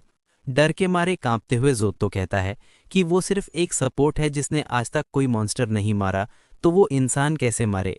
उधर काइजर ये लड़ाई एंजॉय करते हुए येचिंग से कहता है कि उनके साथियों की लड़ाई भी खत्म होने वाली है, लेकिन उसे भरोसा नहीं कि येचिंग के साथी जीत पाएंगे। येचिंग हंसते हुए कहता है कि उसे उसकी बातों का मतलब समझ नहीं आता, लेकिन ये पक्का है कि सबका हक है कि यहाँ से जिंदा लौट सके। वो अपनी पूरी रुन रिलीज करता है और तभी काइजर भी पूरी ताकत से हमला करता है और एक जोर का मुक्का मारता है, जिसे येचिंग हाथों से रोकने की कोशिश करता है, पर काइजर की ताकत इतनी ज़्यादा होती है कि वो दूर जाकर टकरा जाता है। येचिंग के लिए काइजर अब तक का सबसे स्ट्रांग अपोनेंट होता है। जैसे ही येचिंग उठने की कोशिश करता है, काइजर राक्षसों की तरह फिर से उस पर टूट पड़ता है, लेकिन येचिंग समय रहते वहां से हट जाता है और काइजर के मुक्के से पूरा पत्थर तबाह हो जाता है। काइजर कहता है कि उसकी ताकत के सामने हर चीज कचरा है। उधर जोतो से घबराहट में देर हो जाती है और उसका डीबफ खत्म हो जाता है। बरसर उसकी ओर बढ़कर उसे एक तेज मुक्का मारता है और जोतो दूर जाकर गिरता है, कुछ समझ नहीं पाता कि हमेशा की तरह उसकी किस्मत फिर खराब क्यों हुई। जैसे ही बरसर उसे मारने वाला होता है, लाओजियांग पीछे से आकर बरसर को पकड़ लेता है और जोतो को कुछ करने को कहता है। बरसर उसे दूर फेंककर हमला कर घायल कर देता है, लेकिन घायल होने के बावजूद लाओजियांग जोतो पर चिल्लाता है कि वो लीडर है और उसे कुछ करना होगा। घबराया जोतो बताता है कि उसने लीडर बनने का फैसला सिर्फ इसीलिए लिया था ताकि उसे खुद मॉन्स्टर से लड़ना न पड़े और ताकि कोई उसकी असलियत न जान सके कि वो कितना निकम्मा है। वो रोते हुए मानता है कि वो बिल्कुल ताकतवर नहीं बल्कि डरपोक और कमज़ोर है और वो बरसर से अपनी जान की भीख मांग रहा होता है। उसे याद आता है कि रेड में लोग उसका मजाक उड़ाते थे कि वो न तो डैमेज दे सकता है और न बफ ठीक से लगा सकता है, क्योंकि वो हमेशा गलत टारगेट पे बफ डाल देता था और उल्टा दुश्मनों को ही ताकतवर बना देता था। उसे याद आता है जब काइजर ने उसे उसकी जॉब पूछी थी और ये जानकर कि वो लेवल 3 का बॉट है, उसे अपने साथ बुलाया था और उसे तब भी अंदाज़ा नहीं था कि वो अपनी मौत की ओर जा रहा है। इधर काइजर येचिंग को उठाकर फेंक रहा होता है, कभी दीवार में घुसा देता है, कभी कहीं और। येचिंग अभी दीवार से बाहर निकल भी नहीं पाता कि काइजर उसकी आंखों के सामने आकर कहता है कि वो एक ऐसी मार्शल आर्ट टेक्निक इस्तेमाल कर रहा है जो टारगेट के ऑर्गन्स को बहुत डैमेज करती है, और अगर टारगेट मैजिक यूज़ करे तो उसका घाव और बढ़ जाएगा और वो मर भी सकता है। वो टेक्निक शक्तिशाली मेज पर भी भारी पड़ सकती है। उसने दीवार तोड़ दी थी, लेकिन येचिंग किसी तरह बच गया और वो समझ गया कि काइजर बहुत तेज है। वो सोचता है कि काइजर शायद ऐसी स्किल यूज़ कर रहा है जो ब्लड लॉस डीबफ देती है और उसे भी ऐसी स्किल चाहिए। तभी उसे याद आता है कि उनकी टीम में एक बफ डिबफ वाला जोतो था। जैसे ही वो पीछे मुड़कर जोतो को आवाज़ लगाता है, उसी समय काइजर उसके सामने आकर एक जोरदार हमला करता है और उसे जोतो की तरफ फेंक देता है। जोतो के सामने गिरा हुआ येचिंग कहता है कि वो उसकी फीलिंग समझता है, कमजोरियों को छुपाना, दूसरों से उम्मीद रखना कि वो मदद करेंगे और ताकत पाने के सपने देखना, लेकिन अपनी कमजोरी से नफरत करना। वो कहता है कि कमजोरी से डरना नहीं चाहिए, बल्कि सबसे खतरनाक बात यह है कि उनका दिल कमजोर ना पड़ जाए। उसे वो दिन याद आता है जब मॉन्स्टर ने उसे पकड़ लिया था और वो लगातार वार झेलते हुए भी पीछे नहीं हटा था, और न जाने कितने हमलों के बाद उसकी 1 की क्रिटिकल हिट आखिरकार चल पड़ी थी और वो फाइनली अपनी जिंदगी का पहला मॉन्स्टर मार पाया था। और उस पहली कामयाबी के बाद उसे पता चल गया था कि चाहे उसके पास चांद सबसे कम हो, फिर भी उसके पास दूसरों से ज्यादा ताकतवर बनने के मौके मौजूद थे, क्योंकि उसी समय उसने हिम्मत दिखाकर अपना पहला कदम आगे बढ़ाया था और इसी वजह से वो आज इस मुकाम तक पहुंच पाया था। भले ही वो हमेशा कचरा उठाता रहा हो, पर वो जानता था कि भविष्य में उसे क्या करना है और किस चीज के लिए वो हमेशा से तैयार हो रहा था। येचिंग की ये सारी मोटिवेटिंग बातें जोतो के मन में भी घर कर चुकी थी और हथियार पकड़े हुए वो सोच रहा था कि अगर वो आज ताकतवर नहीं बना तो पक्का मारा जाएगा। सालों तक सबकी हंसी से बचने के लिए उसने लड़ना ही छोड़ दिया था, लेकिन आज जिंदगी में पहली बार वो लड़ने की कोशिश करना चाहता था। वो ताकतवर बनना चाहता था